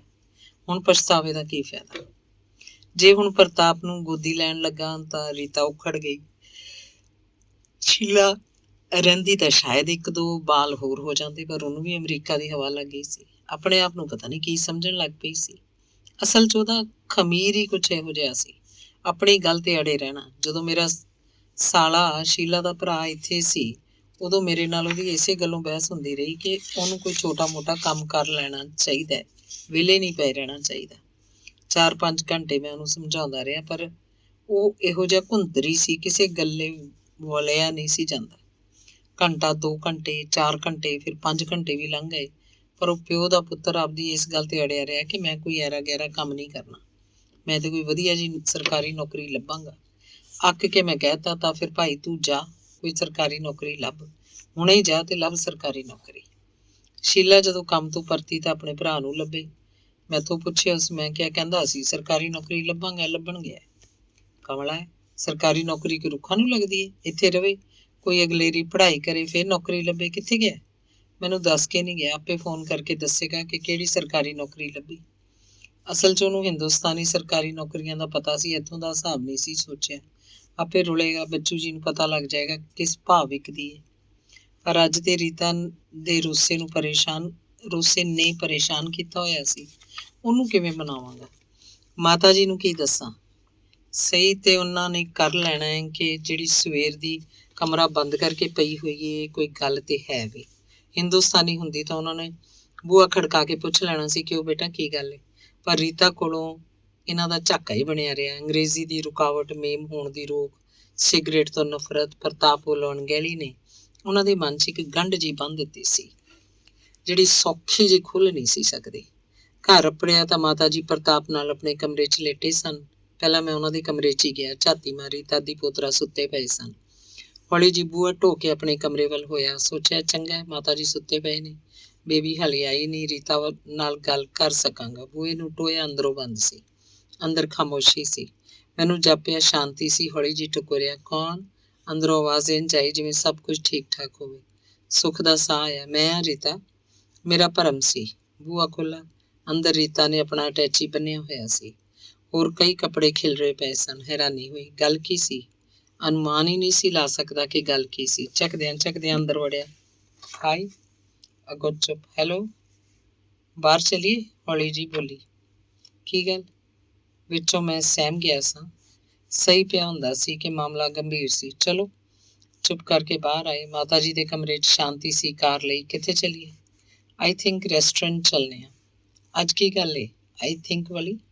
ਅੱਗੋਂ ਚੁੱਪ ਸੀ, ਸਿਰਫ ਇੱਕ ਹੌਕਾ ਜਿਹਾ ਭਰਿਆ। ਕਾਰ ਚਲਾਉਂਦੇ ਨੇ ਉਹਦੇ ਵੱਲ ਤੱਕਿਆ। ਉਹ ਸਾਹਮਣੇ ਇੱਕ ਟੱਕ ਸੜਕ ਵੱਲ ਪਈ ਤੱਕਦੀ ਸੀ। ਕੋਈ ਵੱਡੀ ਗੱਲ ਹੀ ਲੱਗਦੀ ਸੀ। ਕੀ ਹੋ ਸਕਦਾ? ਮਾਤਾ ਜੀ ਕੋਈ ਗੱਲ ਕਹਿ ਹੀ ਨਹੀਂ ਸਕਦੇ। ਉਹਨਾਂ ਨੂੰ ਪਤਾ ਨੂੰਹਾਂ ਨਾਲ ਕਿਵੇਂ ਵਰਤਣਾ। ਭਾਵੇਂ ਉਹਨਾਂ ਦੇ ਮਨ 'ਚ ਗੁੱਸਾ ਹੀ ਹੋਵੇ, ਕਹਿੰਦੇ ਕੁਛ ਨਹੀਂ। ਜਦੋਂ ਖਾਣਾ ਪਾ ਕੇ ਬਿੱਲ ਦੇ ਕੇ ਮੇਜ਼ ਤੇ ਆ ਬੈਠੇ, ਉਹਨੇ ਸਿਰਫ ਪੀਜ਼ੇ ਦਾ ਇੱਕ ਟੋਟਾ ਤੇ ਇੱਕ 버ਗਰ ਲਿਆ ਸੀ। ਮੈਂ ਚਿਕਨ ਦੇ ਪੰਕ ਤੇ ਪੀਜ਼ੇ ਦਾ ਇੱਕ ਟੋਟਾ ਨਾਲ ਕੋਕ। ਖਾਣਾ ਸ਼ੁਰੂ ਹੋਇਆ, ਕੁਝ ਪਲ ਚੁੱਪਚਾਪ ਖਾਂਦੇ ਰਹੇ। ਗੱਲ ਉਹਨੇ ਸ਼ੁਰੂ ਕੀਤੀ, ਅੱਜ ਡੇਵਿਡ ਦਾ ਫੋਨ ਆਇਆ ਸੀ। ਕੀ ਕਹਿੰਦਾ? ਅੱਗੇ ਵੀ ਕਈ ਵਾਰ ਆਉਂਦਾ ਸੀ। ਬਾਹਲੀ ਵਾਰੀ ਜਦੋਂ ਕੋਈ ਗੱਲ ਕੰਨੀ ਪਈ ਉਹ ਜਾਨ ਲੈ ਲੈਂਦੇ। ਗੀਤਾਂ ਦੀਆਂ ਗੱਲਾਂ ਹੀ ਦੀ ਹੁੰਦੀ ਸੀ। ਮੈਂ ਸੋਚਿਆ ਹੁਣ ਵੀ ਉਹਦੀ ਗੱਲ ਹੀ ਹੋਣੀ ਹੈ। ਮੈਂ ਸਾਫ਼ ਗੱਲ ਕਰਾਂ? ਹਾਂ, ਉਹਨੇ ਅੱਜ ਮੈਨੂੰ ਪ੍ਰਪੋਜ਼ ਕੀਤਾ। ਸ਼ੀਸ਼ਾ ਤੇ ਮੇਰੇ ਸਾਹਮਣੇ ਨਹੀਂ ਸੀ, ਪਰ ਇਹ ਪੱਕ ਸੀ ਕਿ ਮੇਰਾ ਰੰਗ ਸਾਂਵਲੇ ਤੋਂ ਕਾਲਾ ਹੋ ਗਿਆ ਹੋਣਾ। ਪੀਜ਼ੇ ਦੀ ਗਰਾਹੀ ਮੇਰੇ ਮੂੰਹ 'ਚ ਹੀ ਰਹਿ ਗਈ। ਚਿਕਨ ਦੇ ਪੰਖ ਉਵੇਂ ਹੀ ਪਲੇਟ 'ਚ ਪਏ ਠੰਡੇ ਹੋਣ ਲੱਗੇ। ਕੋਕ ਚੁੱਕ ਕੇ ਘੁੱਟ ਭਰਿਆ, ਰੀਤਾ ਵੱਲ ਤੱਕਿਆ। ਉਹਨੇ ਵੀ ਖਾਣਾ ਬੰਦ ਕੀਤਾ ਹੋਇਆ ਸੀ ਤੇ ਮੇਰੇ ਵੱਲ ਤੱਕਦੀ ਪਈ ਸੀ। ਹੁਣ ਹੋਰ ਗੱਲ ਅਗੇਰੇ ਵਧਾਉਣ ਦਾ ਕੋਈ ਲਾਭ ਨਹੀਂ ਸੀ, ਪਰ ਇਹ ਮੈਨੂੰ ਪਤਾ ਹੈ ਕਿ ਮੇਰਾ ਦਿਲ ਡੋਬੇ ਪਿਆ ਖਾਂਦਾ ਸੀ। ਇਹ ਕੀ ਹੋ ਗਿਆ? ਕਿਵੇਂ ਹੋ ਗਿਆ? ਕਿਉਂ ਹੋ ਗਿਆ? ਮੇਰੇ ਨਾਲ ਹੀ ਇਹ ਹੋਣਾ ਸੀ। ਕੁਛ ਨਹੀਂ ਪਿਆ ਸੁੱਝਦਾ। ਕੀ ਕਰਾਂ?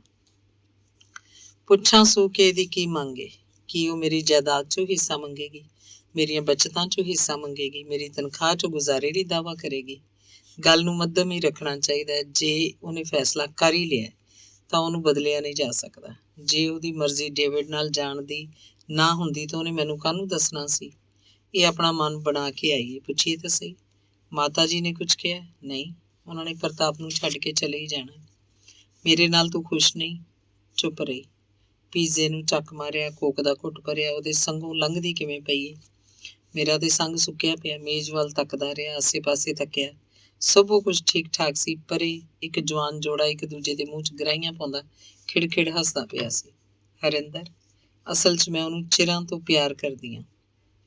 ਉਦੋਂ ਤੇ ਹੁਣ ਵਿੱਚ ਕੀ ਫਰਕ ਪੈ ਗਿਆ? ਹੁਣ ਉਹਦਾ ਤਲਾਕ ਹੋ ਗਿਆ। ਉਹਦੇ ਤਲਾਕ ਲੈਣ ਦੀ ਸਜ਼ਾ ਮੈਨੂੰ ਕਿਉਂ?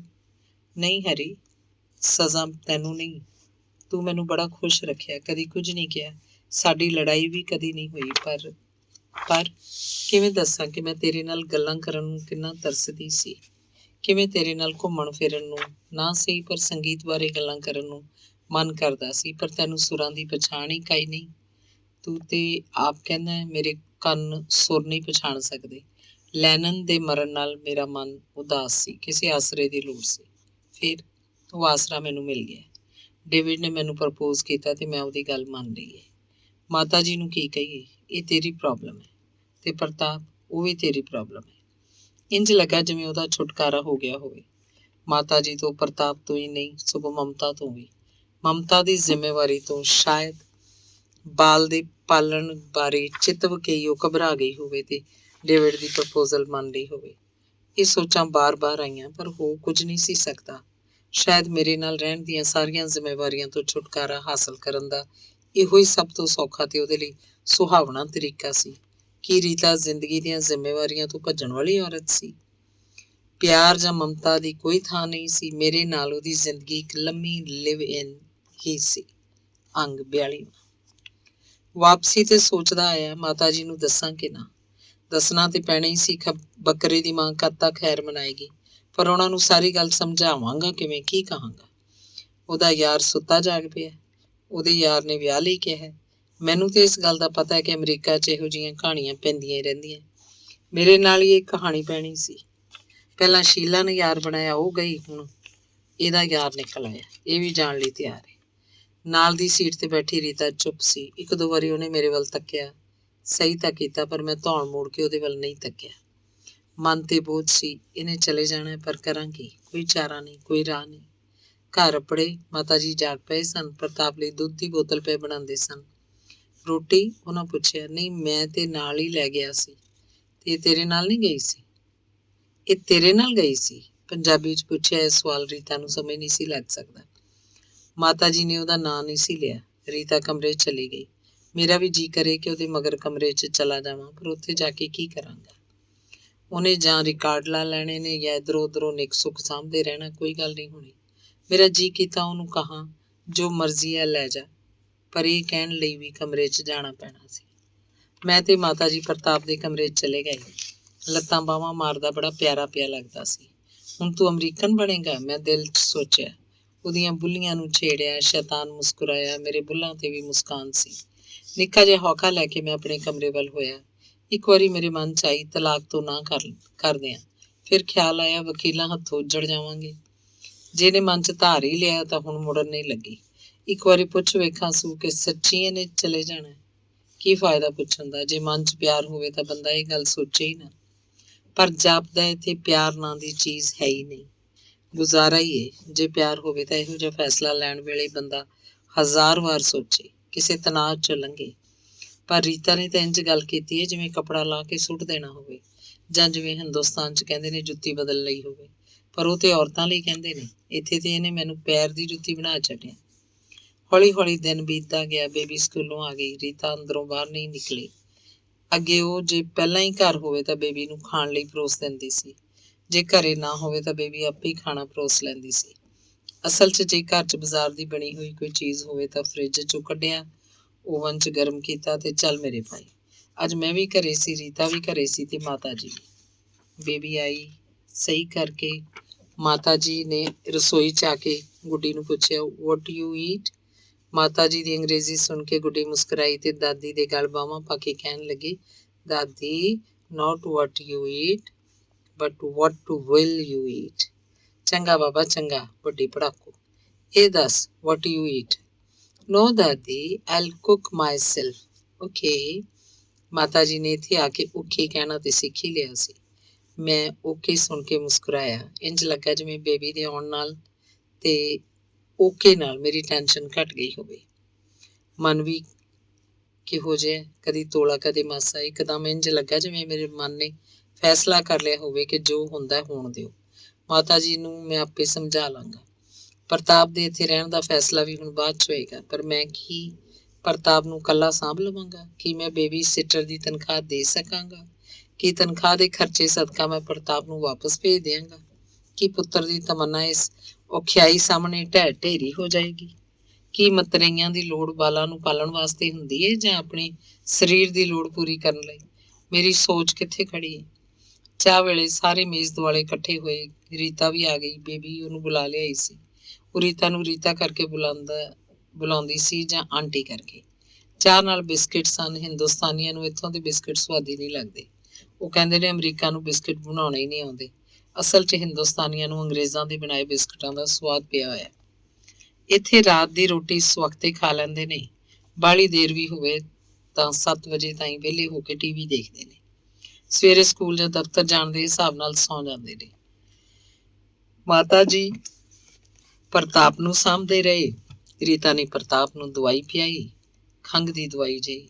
ਪਰ ਮੈਨੂੰ ਪੱਕ ਕੇ ਇਹ ਦਵਾਈ ਸੌਣ ਦੀ ਸੀ। ਅੱਜ ਦੀ ਰਾਤ ਨਿਰਵਿਘਨ ਸੌਣ ਦੀ ਸੀ।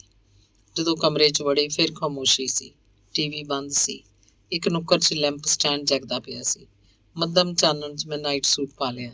ਰੀਤਾ ਨੇ ਹੌਲੀ ਹੌਲੀ ਪਹਿਲਾਂ ਪੈਂਟ ਲਾਈ, ਟੌਪ ਲਾਈ, ਬਿਸਤਰੇ 'ਚ ਲੇਟ ਗਈ। ਮੈਂ ਜਦੋਂ ਪਲੰਗ ਦੇ ਨੇੜੇ ਆਇਆ ਤਾਂ ਇੱਕ ਪਲ ਝੱਕ ਗਿਆ। ਫਿਰ ਮੈਨੂੰ ਖਿਆਲ ਆਇਆ, 7 ਸਾਲ ਇਸੇ ਔਰਤ ਨਾਲ ਰਿਹਾ ਵਾਂ, ਅੱਜ ਕਿਉਂ ਇਹ ਝਾਕਾ? ਜਦੋਂ ਇੱਕੋ ਹੀ ਲੇਫ 'ਚ ਲੇਟ ਗਏ, ਅਸੀਂ ਦੋਵੇਂ ਸਿੱਧੇ ਲੇਟੇ ਛੱਤ ਵੱਲ ਤੱਕਦੇ ਸੀ। ਸਿਰਹਾਣੇ ਹੇਠੋਂ ਸਿਗਰਟ ਦਾ ਪੈਕੇਟ ਕੱਢਿਆ, ਸਿਗਰਟ ਨੂੰ ਡੱਬੀ ਤੇ ਟਕੋਰਿਆ। ਰੀਤਾ ਨੇ ਆਪਣੇ ਸਿਰਹਾਣੇ ਹੇਠੋਂ ਲਾਈਟਰ ਜਗਾ ਕੇ ਮੇਰੀ ਸਿਗਰਟ ਲਵਾਈ। ਮੈਂ ਉਹਦੇ ਵੱਲ ਗੌਰ ਨਾਲ ਤੱਕਿਆ ਤੇ ਧੂੰਆਂ ਉਹਦੇ ਮੂੰਹ ਵੱਲ ਸੁੱਟਿਆ। ਹੁਣ ਉਹਨੇ ਮੇਰੇ ਵੱਲ ਤੱਕਿਆ, ਆਪਣੇ ਸਿਰਹਾਣੇ ਹੇਠੋਂ ਆਪਣੀ ਬਰਾਂਡ ਦੀ ਡੱਬੀ ਵਿੱਚੋਂ ਸਿਗਰਟ ਕੱਢੀ ਤੇ ਆਪਣਾ ਲਾਈਟਰ ਮੇਰੇ ਵੱਲ ਵਧਾਇਆ। ਉਹਨੇ ਧੂੰਆਂ ਮੇਰੇ ਮੂੰਹ ਵੱਲ ਸੁੱਟਿਆ। ਹੈਲੋ। ਹੌਲੀ ਹੌਲੀ ਸੂਟੇ ਲੱਗਦੇ ਰਹੇ ਪਰ ਧੂੰਆਂ ਛੱਤ ਵੱਲ ਹੀ ਛੱਡਦੇ ਰਹੇ। ਇੰਝ ਸਹੀ ਹੋਇਆ ਜਿਵੇਂ ਰੀਤਾ ਮੇਰੇ ਨੇੜੇ ਸਰਕੀ ਹੋਵੇ। ਮੈਂ ਕਨੱਖੀਆਂ ਵਿੱਚ ਉਹਦੇ ਵੱਲ ਤੱਕਿਆ। ਉਹ ਮੇਰੇ ਵੱਲ ਵੀ ਤੱਕਦੀ ਪਈ ਸੀ। ਉਹਨੇ ਸਿਗਰਟ ਦਾ ਟੋਟਾ ਨਾਲ ਤਪਾਈ ਤੇ ਪਈ ਐਸ਼ਟਰੇ ਦੇ ਵਿੱਚ ਬੁਝਾ ਦਿੱਤਾ। ਅੰਗ 43। ਪਿੰਡੇ ਵਿੱਚ ਕੋਈ ਝਰਨਾਟ ਜੀ ਮਹਿਸੂਸ ਨਹੀਂ ਹੋਈ, ਪਰ ਮਨ ਦੀ ਫਿਰਕੀ ਘੁੰਮਣ ਲੱਗੀ। ਜੇ ਇਹਨੂੰ ਮੇਰੇ ਲਈ ਹਾਲੀ ਵੀ ਤਾਂਘ ਮਹਿਸੂਸ ਹੁੰਦੀ ਹੈ ਤਾਂ ਕਿ ਡੇਵਿਡ ਦੀ ਪ੍ਰਪੋਜ਼ਲ ਇੱਕ ਬਹਾਨਾ ਹੈ। ਤਲਾਕ ਲੈਣ ਦਾ ਅਸਲੀ ਕਾਰਨ ਕੋਈ ਹੋਰ ਹੈ? ਕੀ ਕਾਰਨ ਹੋ ਸਕਦਾ ਹੈ? ਪ੍ਰਤਾਪ ਦੀ ਖੇਚਲ, ਉਹਦੇ ਲਿਬੜੇ ਪੋਤੜੇ, ਉਹਦੀ ਰੀਣੀ, ਮਾਤਾ ਜੀ ਦੀ ਤਿਉੜੀ, ਮਾਤਾ ਜੀ ਦੀ ਉਹਦੇ ਕੋਲੋਂ ਪ੍ਰਤਾਪ ਲਈ ਮਮਤਾ ਦੀ ਤਾਂਘ। ਰੀਤਾ ਦਾ ਪ੍ਰਤਾਪ ਨੂੰ ਪੁੱਛ ਨਾ ਕਰਨਾ ਮਾਤਾ ਜੀ ਨੂੰ ਭੈੜਾ ਲੱਗਣਾ। ਸ਼ੀਤੂ ਹੋਰਾਂ ਦੇ ਇੱਥੇ ਹੁੰਦਿਆਂ ਕਮਰੇ 'ਚ ਚਾਹ ਦੀ ਮੰਗ ਕਰਨੀ। ਰੀਤਾ ਦਾ ਖਿਜਣਾ ਕਿ ਇੱਥੇ ਆਪ ਚਾਹ ਬਣਾ ਕੇ ਪੀਣ ਦਾ ਰਿਵਾਜ ਹੈ। ਕੰਮ ਤੋਂ ਥੱਕ ਕੇ ਆਈ ਕੋਲੋਂ ਪੱਕੀ ਪਕਾਈ ਰੋਟੀ ਦੀ ਆਸ ਰੱਖਣੀ। ਉੱਠ ਕੇ ਮਦਦ ਨਾ ਕਰਾਉਣੀ। ਭਾਬੀ ਜੀ ਨਾਲ ਬਹਿ ਕੇ ਗੱਪਾਂ ਮਾਰਦੇ ਰਹਿਣਾ। ਕਿੰਨੀਆਂ ਹੀ ਗੱਲਾਂ ਮਨ 'ਚ ਘੁੰਮ ਗਈਆਂ। ਸਿਗਰਟਾਂ ਮੁੱਕ ਗਈਆਂ, ਪਰ ਮੈਂ ਛੱਤ ਵੱਲ ਤੱਕਦਾ ਲੇਟਿਆ ਰਿਹਾ। ਰੀਤਾ ਨੇ ਨੇੜੇ ਹੋ ਕੇ ਵਾਲਾਂ 'ਚ ਹੱਥ ਫੇਰਿਆ। ਕੀ ਰੀਤਾ ਨਾਲ ਪਹਿਲਾਂ ਵਰਗੇ ਸੰਬੰਧ ਬਣ ਸਕਦਾ ਹੈ? ਪਿਆਰ ਜਾਗ ਸਕਦਾ ਹੈ? ਕੀ ਨਿਰੀ ਸਰੀਰਕ ਭੁੱਖ ਦੀ ਤ੍ਰਿਪਤੀ ਨਹੀਂ?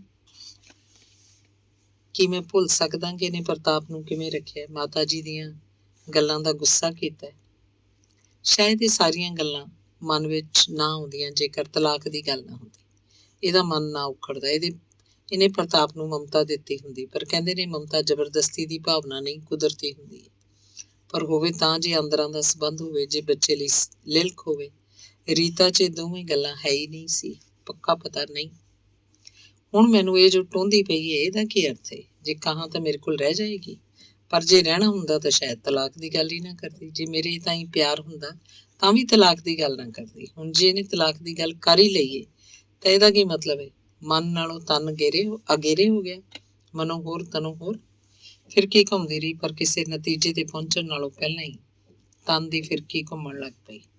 ਪਾਸਾ ਮੋੜੇ ਬਗੈਰ ਰੀਤਾ ਵੱਲ ਤੱਕਿਆ। ਉਹਨੇ ਮੈਨੂੰ ਆਪਣੇ ਵੱਲ ਤੱਕਦਾ ਸਹੀ ਕਰਕੇ ਮੇਰਾ ਮੂੰਹ ਆਪਣੇ ਵੱਲ ਘੁਮਾਇਆ। ਪਿੰਡਾ ਮੇਰਾ ਤਰੰਗਤ ਹੋ ਗਿਆ। ਇੰਜ ਲੱਗਦਾ ਸੀ ਜਿਵੇਂ ਮੇਰੇ ਵਿੱਚ ਵੀ ਮਨ ਨਾਲੋਂ ਤਨ ਦੀ ਲੋੜ ਵਧੇਰੇ ਬਲਵਾਨ ਸੀ। ਮਾਤਾ ਜੀ ਕਰਕੇ ਗੁੱਡੀ ਭੈਣ ਵੀ ਕੁਝ ਦਿਨਾਂ ਲਈ ਇੱਥੇ ਆਈ ਸੀ। ਉਹਨਾਂ ਦਿਨਾਂ ਵਿੱਚ ਹੀ ਜਾਨ ਲੈਨਨ ਮਰਿਆ ਸੀ ਤੇ ਰੀਤਾ ਉੱਤੇ ਉਦਾਸੀ ਛਾਈ ਹੋਈ ਸੀ। ਕਮਰਾ ਬੰਦ ਕਰਕੇ ਲੈਨਨ ਦੇ ਗਾਣੇ ਸੁਣਦੀ ਰਹਿੰਦੀ ਸੀ। ਗੁੱਡੀ ਨੇ ਮਾਤਾ ਜੀ ਨੂੰ ਕਿਹਾ ਸੀ, ਇਹਦਾ ਖਪਤ ਕੋਈ ਪ੍ਰੋਬਲਮ ਖੜੀ ਕਰੇਗਾ। ਮੈਨੂੰ ਚੇਤਾਵਨੀ ਦੇਣ ਲਈ ਮਾਤਾ ਜੀ ਨੇ ਮੈਨੂੰ ਇਹ ਗੱਲ ਦੱਸੀ ਸੀ। ਹੁਣ ਸੱਚੀ ਵੀ ਹੁੰਦੀ ਸੀ। ਪਰ ਇਹ ਜੋ ਸਰੀਰਾਂ ਦਾ ਮਿਲਣ ਹੀ ਮਨਾਂ ਦਾ ਮੇਲ ਬਣ ਸਕਦਾ। ਕਮਾਨੋਂ ਨਿਕਲਿਆ ਤੀਰ ਵਾਪਸ ਆ ਸਕਦਾ। ਕਦੀ ਸੁਣਿਆ ਨਹੀਂ ਕਿ ਕਮਾਨੋਂ ਨਿਕਲਿਆ ਤੀਰ ਵਾਪਸ ਪਰਤਿਆ ਹੋਵੇ। ਹਾਂ, ਜਦੋਂ ਮੇਰੇ ਵਿਆਹ ਦੀ ਰੀਲ ਮੈਂ ਆਪਣੇ ਮਾਪਿਆਂ ਨੂੰ ਵਿਖਾਈ ਸੀ, ਵੀਰ ਜੀ ਵੀ ਉੱਥੇ ਹੀ ਸਨ। ਉਦੋਂ ਦੁਬਾਰਾ ਵੇਖਣ ਲਈ ਰੀਲ ਜਦੋਂ ਪੁੱਠੀ ਘੁਮਾਈ ਤਾਂ ਕੋਟ ਵਿੱਚ ਮੁੰਦਰੀ ਲਾਉਣ ਵਾਲਾ ਸੀਨ ਬਣ ਗਿਆ ਸੀ। ਮਾਤਾ ਜੀ ਕੋਲੋਂ ਬੋਲੇ, ਖੈਰ ਹੋਵੇ ਸਹੀ, ਪਰ ਖੈਰ ਹੋਈ ਨਹੀਂ ਸੀ। ਮੁੰਦਰੀ ਲੈ ਗਈ ਸੀ, ਪਰ ਸਾਡੇ ਦੋਹਾਂ ਦੇ ਸਰੀਰ ਇੱਕ ਦੂਜੇ ਨਾਲ ਗੁੱਥਾ ਹੋ ਕੇ ਥੱਕ ਕੇ ਹੌਂਕਦੇ ਢਹਿ ਪਏ ਸਨ। ਇੱਕ ਹੋਰ ਝੱਟ ਉਹਨੇ ਨਿੱਕੇ ਨਿੱਕੇ ਘੁਰਾੜੇ ਸੁਣਨ ਲੱਗ ਪਏ। ਪਰ ਮੈਂ ਕਿੰਨਾ ਵੀ ਚਿਰ ਜਾਗਦਾ ਰਿਹਾ ਸਾਂ। ਇਹ ਸੰਬੰਧ ਵੀ ਅੱਜ ਤੋਂ ਟੁੱਟ ਗਿਆ। ਹੁਣ ਤੇ ਜਿਹੀ ਰੀਤਾ ਤੇ ਹੀ ਕੋਈ ਹੋਰ। ਅੱਜ ਤੇ ਝੂੰਗਾ ਹੀ ਸੀ।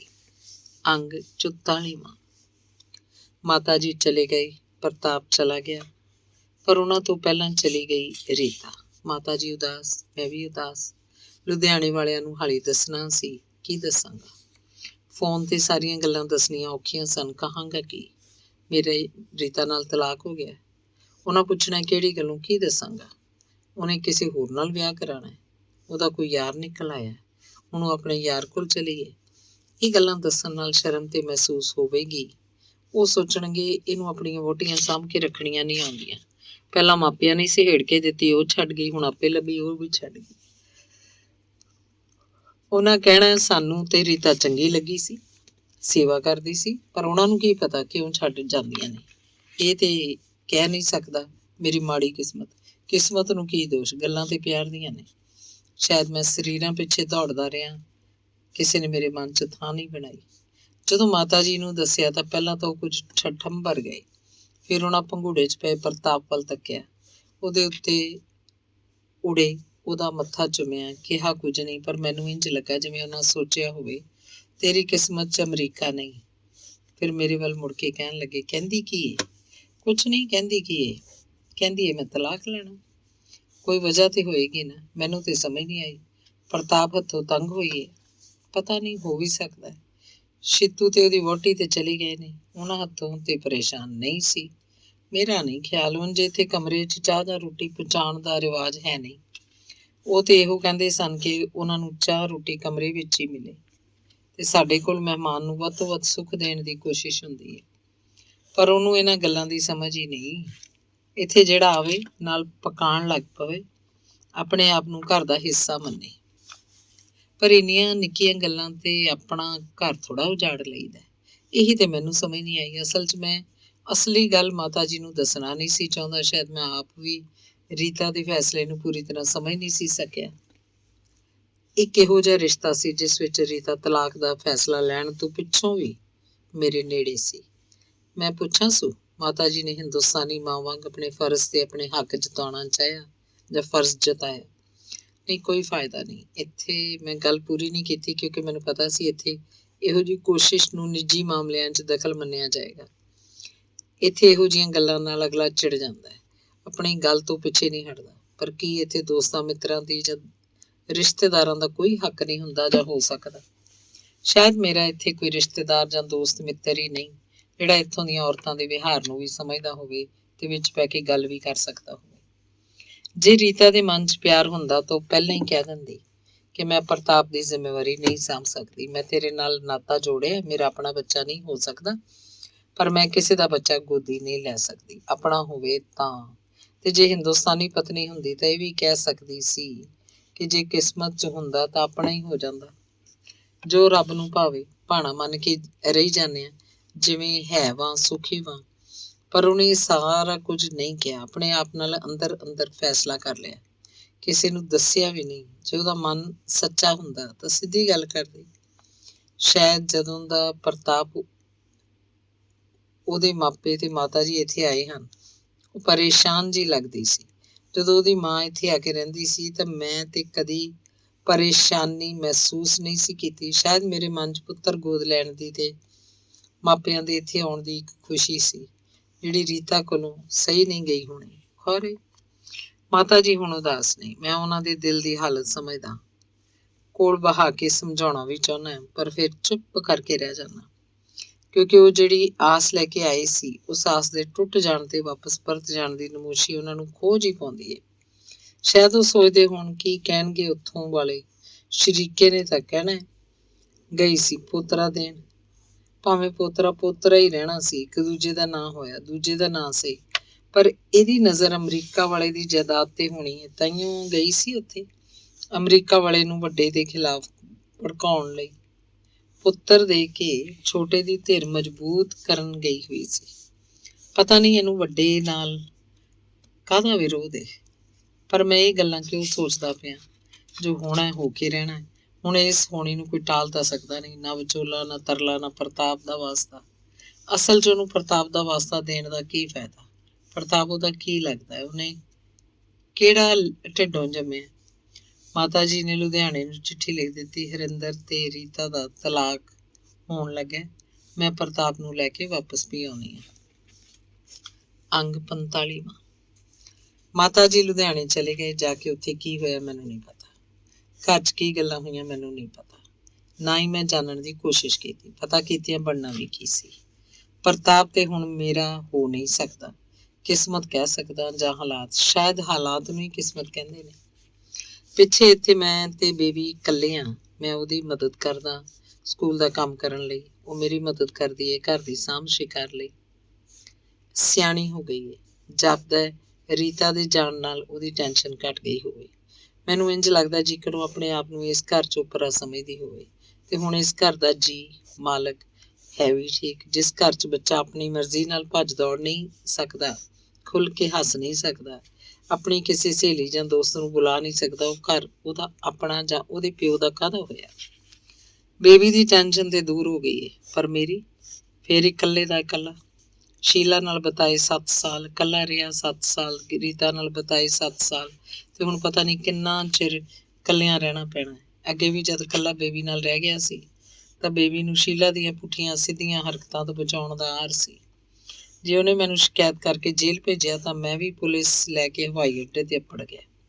ਜਦੋਂ ਗੁੱਡੀ ਨੂੰ ਇੰਗਲੈਂਡ ਭੇਜਣਾ ਚਾਹੁੰਦੀ ਸੀ, ਬੇਬੀ ਨੂੰ ਹਵਾਈ ਅੱਡੇ ਤੋਂ ਵਾਪਸ ਲੈ ਕੇ ਫਿਰ ਕਚਹਿਰੀ ਚੜਿਆ ਤੇ ਉਹਦੀ ਸਪੁਰਦਗੀ ਦੀ ਲੜਾਈ ਜਿੱਤੀ। ਹੁਣ ਕੋਈ ਯਾਰ ਨਹੀਂ, ਬੇਬੀ ਆਪਣਾ ਆਪ ਸਾਂਭਣ ਜੋਗੀ ਹੋ ਗਈ ਹੈ, ਪੜ੍ਹਾਈ ਵਿੱਚ ਵੀ ਹੁਸ਼ਿਆਰ ਹੈ। ਇਹਦੇ ਆਪਣੇ ਸੁਪਨੇ ਕੀ ਨੇ ਮੈਨੂੰ ਨਹੀਂ ਪਤਾ। ਕਦੀ ਕਦੀ ਜਦੋਂ ਮੇਰੇ ਨਾਲ ਗੱਲਾਂ ਕਰਦੀ ਹੈ ਤਾਂ ਇੰਝ ਜਾਪਦਾ ਜਿਵੇਂ ਉਹਦੇ ਤੇ ਈਸਾਈ ਧਰਮ ਦਾ ਅਸਰ ਹੋ ਗਿਆ ਹੋਵੇ। ਮੈਂ ਉਹਨੂੰ ਸਰਕਾਰੀ ਸਕੂਲ ਵਿੱਚ ਨਹੀਂ ਪੜ੍ਹਾਇਆ ਤਾਂ ਜੋ ਉਹਦੀ ਵਿੱਦਿਆ ਚੰਗੇਰੀ ਹੋਵੇ। ਈਸਾਈ ਮਿਸ਼ਨਰੀਆਂ ਦੇ ਪ੍ਰਾਈਵੇਟ ਸਕੂਲ 'ਚ ਦਾਖਲ ਕਰਾਇਆ, ਮੁਫਤ ਪੜ੍ਹਾਈ ਦੀ ਥਾਵੇਂ ਖਰਚਾ ਚੱਲਿਆ, ਪਰ ਇਹ ਨਹੀਂ ਸੋਚਿਆ ਕਿ ਮਿਸ਼ਨਰੀ ਸਕੂਲ 'ਚ ਪੜ੍ਹ ਕੇ ਉਹਦੇ ਤੇ ਉਸ ਧਰਮ ਦਾ ਅਸਰ ਤੇ ਹੋਏਗਾ ਹੀ। ਤੇ ਜੇ ਮੈਂ ਆਪਣੇ ਧਰਮ ਨਾਲ ਨਾਤਾ ਜੋੜੀ ਰੱਖਿਆ ਹੁੰਦਾ ਤਾਂ ਸ਼ਾਇਦ ਉਹਨੂੰ ਵੀ ਹਿੰਦੁਸਤਾਨ ਦੀ ਕੁਝ ਸਮਝ ਰਹਿੰਦੀ।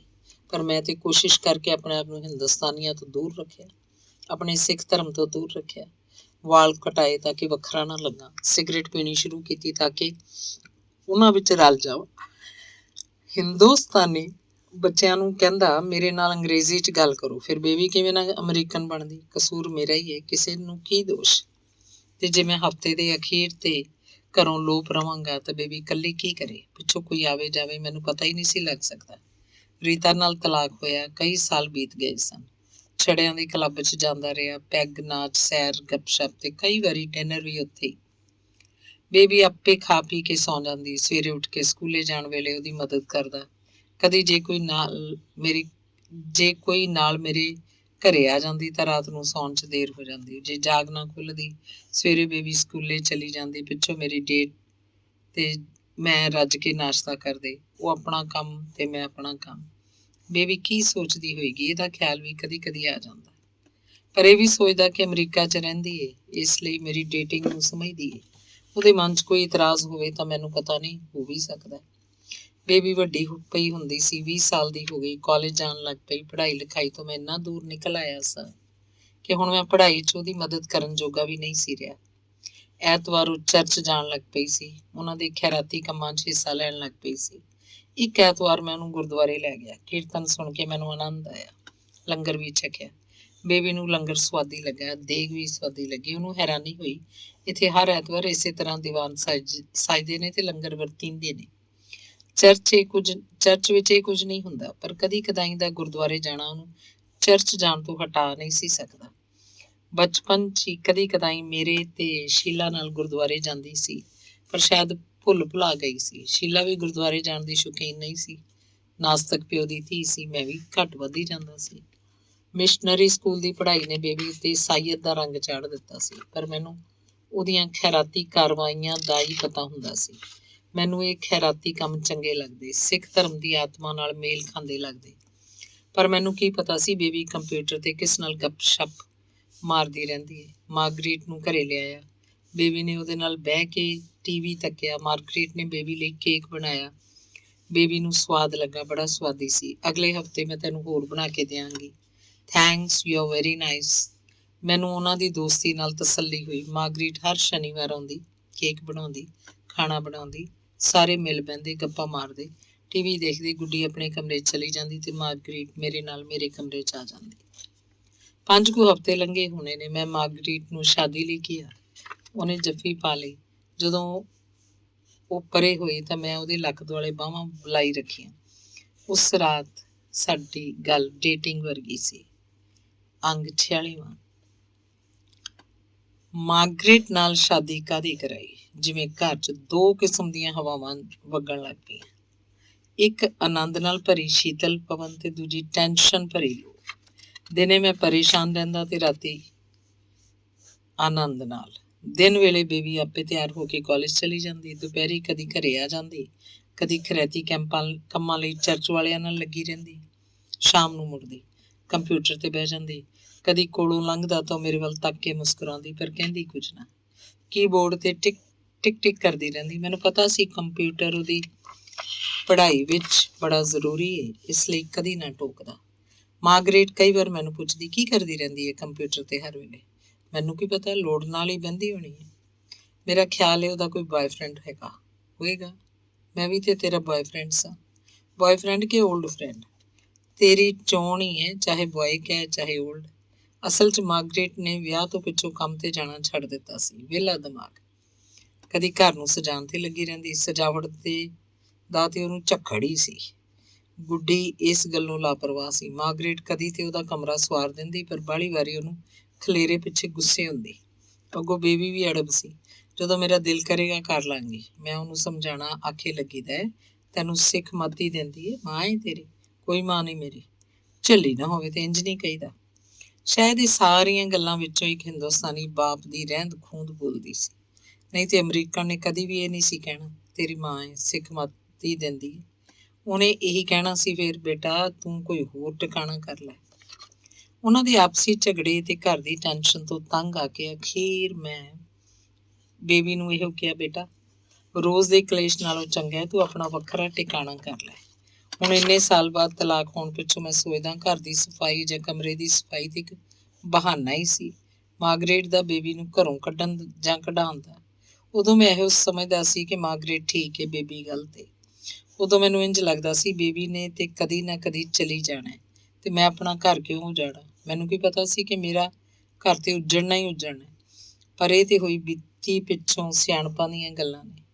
ਬੇਬੀ ਕਹਿਣ ਲੱਗੀ, ਡੈਡ ਤੁਸੀਂ ਦੱਸੋ, ਮੈਨੂੰ ਆਪਣੇ ਤਰੀਕੇ ਨਾਲ ਰਹਿਣ ਦਾ ਹੱਕ ਨਹੀਂ ਹੈ? ਜ਼ਰੂਰ ਹੈ, ਪਰ ਘਰ ਦੀ ਕੋਈ ਮਰਿਆਦਾ ਵੀ ਤੇ ਹੁੰਦੀ ਹੈ।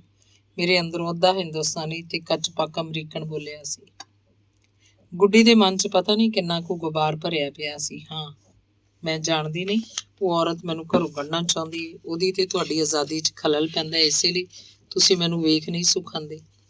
ਮੈਂ ਉਹਨੂੰ ਪਲੋਸਣ ਦੀ ਕੋਸ਼ਿਸ਼ ਕੀਤੀ, ਪਰ ਜਿਉਂ-ਜਿਉਂ ਮੈਂ ਉਹਨੂੰ ਸਮਝਾਉਣ ਦੀ ਕੋਸ਼ਿਸ਼ ਕਰਦਾ ਉਹ ਹੋਰ ਭੜਕੀ ਜਾਂਦੀ। ਮੈਨੂੰ ਪਤਾ ਹੈ ਤੁਸੀਂ ਸਾਰੇ ਮੇਰੇ ਖਿਲਾਫ ਹੋ। ਮੇਰੀ ਮਾਂ ਮਰ ਗਈ ਹੈ, ਇਸੇ ਲਈ ਮੈਨੂੰ ਕੋਈ ਨਹੀਂ ਪੁੱਛਦਾ। ਉਹ ਹੁੰਦੀ ਤੇ ਮੈਂ ਉਹਦੇ ਕੋਲ ਚਲੀ ਜਾਂਦੀ, ਹੁਣ ਵੀ ਚਲੀ ਜਾਵਾਂਗੀ। ਹੈਨ ਮੇਰੇ ਕੋਲ ਟਿਕਾਣੇ। ਇਹ ਘਰ ਨਾ ਸੀ ਰੱਬ ਦਾ, ਘਰ ਤੇ ਹੈਗਾ। ਦੂਜੇ ਤੀਜੇ ਦਿਨ ਟੂਰ ਤੋਂ ਘਰੇ ਆਇਆ ਤਾਂ ਮਾਰਗਰੇਟ ਨੇ ਅੰਦਰ ਵੜਦੇ ਨੂੰ ਹੀ ਚੁੰਮਿਆ, ਕਮਰੇ ਚੱਪੜ ਕੇ ਮੇਰਾ ਕੋਟ ਲਵਾਇਆ, ਟਾਈ ਢਿੱਲੀ ਕੀਤੀ। ਕਹਿਣ ਲੱਗੀ, ਅੱਜ ਮੈਂ ਤੁਹਾਡੇ ਲਈ ਕੈਰਟ ਕੇਕ ਬਣਾਇਆ। ਮੈਂ ਚਾਹ ਬਣਾਉਂਦੀ ਹਾਂ, ਤੁਸੀਂ ਫਰੈਸ਼ ਹੋ ਲਓ। ਚਾਹ ਕੀ ਪੀਣੀ ਹੈ, ਡਿਨਰ ਕਰਦੇ ਹਾਂ, ਕੇਕ ਵੀ ਉਦੋਂ ਹੀ ਖਾਵਾਂਗੇ। ਓਕੇ, ਮੈਂ ਡਿਨਰ ਲਗਾਉਂਦੀ ਹਾਂ। ਖਾਣਾ ਖਾ ਕੇ ਮੈਂ ਆਪਣੇ ਕੰਪਿਊਟਰ ਤੇ ਬੈਠਾ। ਮਾਰਗਰੇਟ ਪਹਿਲਾਂ ਕੁਰਸੀ ਦੀ ਬਾਹੀ ਤੇ ਫਿਰ ਮੇਰੇ ਕੋਲ ਆ ਗਈ। ਛੱਡੋ ਕੰਪਿਊਟਰ ਦਾ ਖਹਿੜਾ, ਮਾਰਕੀਟ ਚੱਲਦੇ ਆ। ਕੀ ਲਿਆਉਣਾ? ਬਸ ਐਵੇਂ ਹੀ ਚੱਕਰ ਲਾ ਕੇ ਆਉਂਦੇ ਆ। ਮੈਨੂੰ ਮਾਰਕੀਟ ਜਾਣ ਦੀ ਲੋੜ ਤੇ ਨਹੀਂ ਸੀ, ਪਰ ਮੈਂ ਦੁਬਾਰਾ ਤਿਆਰ ਹੋ ਗਿਆ। ਇੱਕੋ ਸਟੋਰ 'ਚ ਘੁੰਮਦਿਆਂ ਹੀ ਘੰਟੇ ਤੋਂ ਉੱਪਰ ਹੋ ਗਿਆ। ਹਨੇਰਾ ਪੈਣ ਵਾਲਾ ਸੀ। ਨਾ ਕਰਦਿਆਂ ਵੀ $200 ਦੀ ਸ਼ਾਪਿੰਗ ਹੋ ਗਈ। ਕਿਹਾ ਵੀ ਇਹਨਾਂ ਚੀਜ਼ਾਂ ਦੀ ਕੀ ਲੋੜ ਏ, ਉਸ ਵੇਲੇ ਲੈਣ ਭੱਜਾਂਗੇ, ਘਰ ਪਈ ਕੰਮ ਆਏਗੀ। ਹੈਰਾਨ ਵੀ ਸਾਂ ਕਿ ਥੋੜ੍ਹੀ ਜਿਹੀ ਖਿਝ ਵੀ ਆਈ, ਪਰ ਕਿਹਾ ਕੁਝ ਨਹੀਂ। ਉਹਦੇ ਲਾੜ ਦਾ ਝਮਲਾਇਆ ਮੁਲਾਇਮ ਹੋਇਆ ਪਿਆ ਸੀ। ਉਸ ਰਾਤ ਬੜਾ ਅੱਛਾ ਲੱਗਿਆ। ਜਦੋਂ ਦੂਜੇ ਦਿਨ ਵੀ ਮੈਨੂੰ ਬੇਬੀ ਨਜ਼ਰ ਨਹੀਂ ਆਈ ਤੇ ਮੈਂ ਇਹੀ ਸੋਚਿਆ ਕਿ ਰਾਤੀ ਲੇਟ ਆਈ ਹੋਣੀ ਹੈ, ਮੇਰੇ ਜਾਣ ਪਿੱਛੋਂ ਚਲੀ ਗਈ ਹੋਣੀ ਹੈ। ਮਾਰਗਰੇਟ ਕੋਲੋਂ ਫੇਰ ਵੀ ਨਹੀਂ ਪੁੱਛਿਆ। ਉਹਨੇ ਵੀ ਜ਼ਿਕਰ ਨਹੀਂ ਕੀਤਾ ਕਿ ਬੇਬੀ ਆਪਣਾ ਸਮਾਨ ਚੁੱਕ ਕੇ ਘਰੋਂ ਚਲੀ ਗਈ ਹੈ।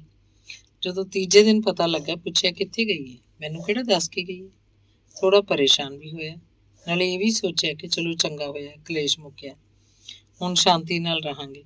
ਪਰ ਮਨ ਨੂੰ ਖੋ ਨਹੀਂ ਪਈ। ਉਸ ਵੇਲੇ ਅੰਦਰੋਂ ਹਿੰਦੁਸਤਾਨੀ ਬਾਪ ਨਹੀਂ ਬੋਲਿਆ। ਸ਼ਾਇਦ ਮੇਰੇ ਅੰਦਰੋਂ ਹਿੰਦੁਸਤਾਨੀ ਬਾਪ ਜੇ ਮਰ ਨਹੀਂ ਸੀ ਗਿਆ ਤਾਂ ਅੱਧ ਮੋਇਆ ਜ਼ਰੂਰ ਹੋਇਆ ਪਿਆ ਸੀ। ਅੰਗ 47। ਉਸ ਰਾਤ ਮੈਂ ਸਿੱਧਾ ਛੱਤ ਵੱਲ ਤੱਕਦਾ ਲੇਟਿਆ, ਸਿਗਰਟ ਤੇ ਸਿਗਰਟ ਫੂਕਦਾ ਰਿਹਾ। ਮਾਰਗਰੇਟ ਕੰਪਿਊਟਰ ਅੱਗੇ ਬੈਠੀ ਫਿਲਮਾਂ ਦੇ ਇਸ਼ਤਿਹਾਰ ਤੇ ਰਿਵਿਊ ਪੜ੍ਹਦੀ ਰਹੀ। ਮੈਨੂੰ ਮੰਜੇ ਤੇ ਲੇਟੇ ਨੂੰ ਅਨੁਮਾਨ ਨਾਲ ਵੀ ਉਹਦੀ ਇਸ ਗੱਲ ਦਾ ਪਤਾ ਸੀ, ਕਿਉਂਕਿ ਅੱਗੇ ਵੀ ਬਾਹਲੀ ਵਾਰੀ ਉਹ ਫਿਲਮਾਂ ਬਾਰੇ ਕੰਪਿਊਟਰ ਦੀ ਸਰਫਿੰਗ ਕਰਦੀ ਸੀ। ਵਿੱਚੋਂ ਇੱਕ ਦੋ ਵਾਰ ਉੱਠ ਕੇ ਆਈ ਵੀ, ਪਰ ਮੈਨੂੰ ਇਸ ਹਾਲਤ ਵਿੱਚ ਤੱਕ ਕੇ ਵਾਪਸ ਪਰਤ ਗਈ। ਜਦੋਂ ਝੱਟ ਲੰਘ ਗਈ ਤਾਂ ਉਹਨੇ ਸੌਣ ਲਈ ਆਉਣਾ ਹੀ ਸੀ। ਉਹਨੇ ਕੋਈ ਗੱਲ ਨਹੀਂ ਕੀਤੀ। ਉਹ ਗੁਸਲਖਾਨੇ 'ਚ ਜਾਣ ਦੀ ਥਾਵੇਂ ਕਮਰੇ 'ਚ ਖੜੀ ਕੱਪੜੇ ਬਦਲਣ ਲੱਗ ਪਈ। ਉਸ ਦਿਨ ਦੀ ਗੱਲ ਚੇਤੇ ਆਈ। ਸ਼ਾਮ ਵੇਲੇ ਜਦੋਂ ਰੋਟੀ ਖਾਣ ਬੈਠੇ ਤਾਂ ਬੇਬੀ ਨੇ ਮੇਜ਼ ਤੇ ਬਹਿ ਕੇ ਖਾਣ ਦੀ ਬਜਾਏ ਰੋਟੀ ਪਲੇਟ 'ਚ ਪਾਈ ਤੇ ਚੁੱਕ ਕੇ ਆਪਣੇ ਕਮਰੇ 'ਚ ਤੁਰ ਪਈ। ਮਾਰਗਰੇਟ ਨੇ ਸਹੀ ਕੀਤਾ ਤੇ ਕਹਿ ਦਿੱਤਾ, ਹੁਣ ਕਮਰੇ 'ਚ ਗੰਦ ਪਾਏਗੀ।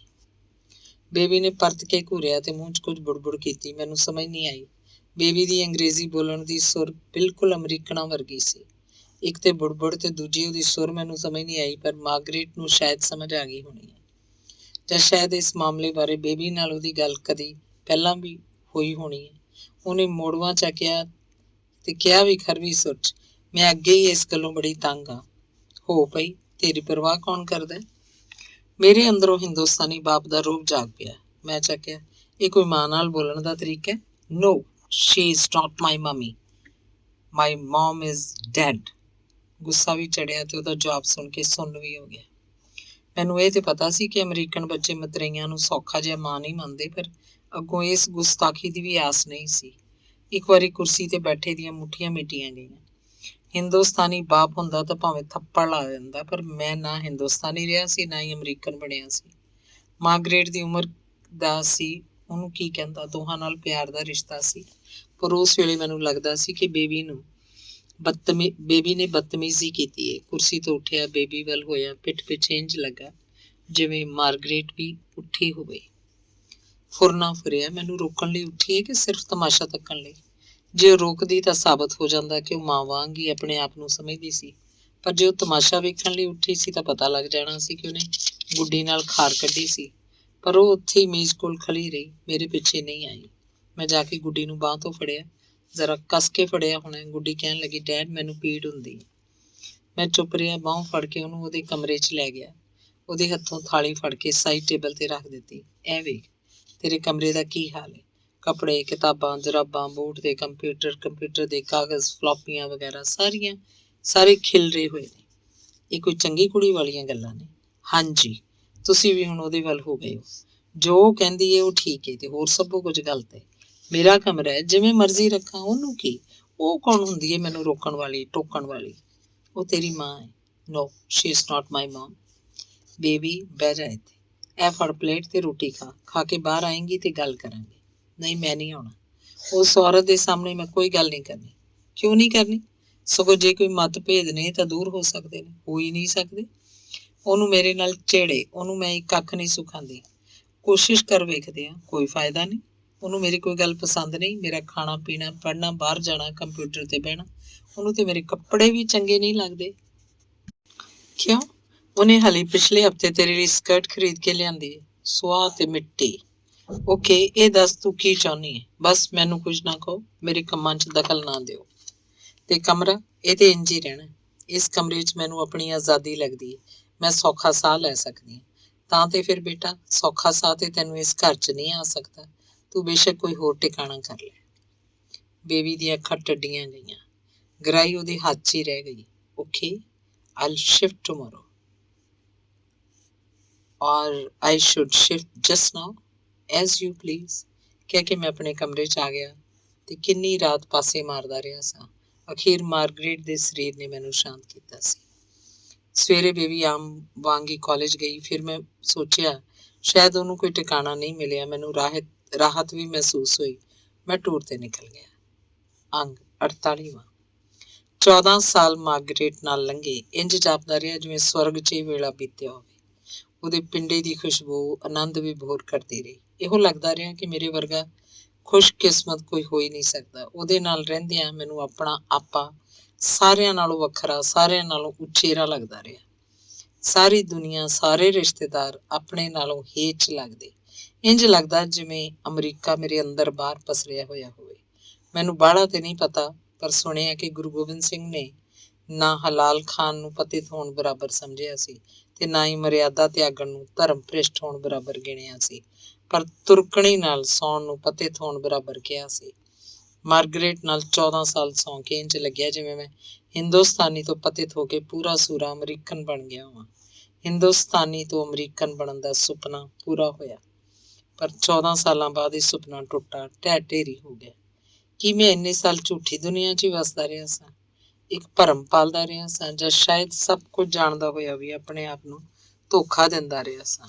ਇਹਨਾਂ 14 ਸਾਲਾਂ 'ਚ ਮੈਂ ਕਦੀ ਵੀ ਕਿਸੇ ਔਰਤ ਵੱਲ ਮਲੀਨ ਤੱਕਣੀ ਨਾਲ ਨਹੀਂ ਸੀ ਵੇਖਿਆ।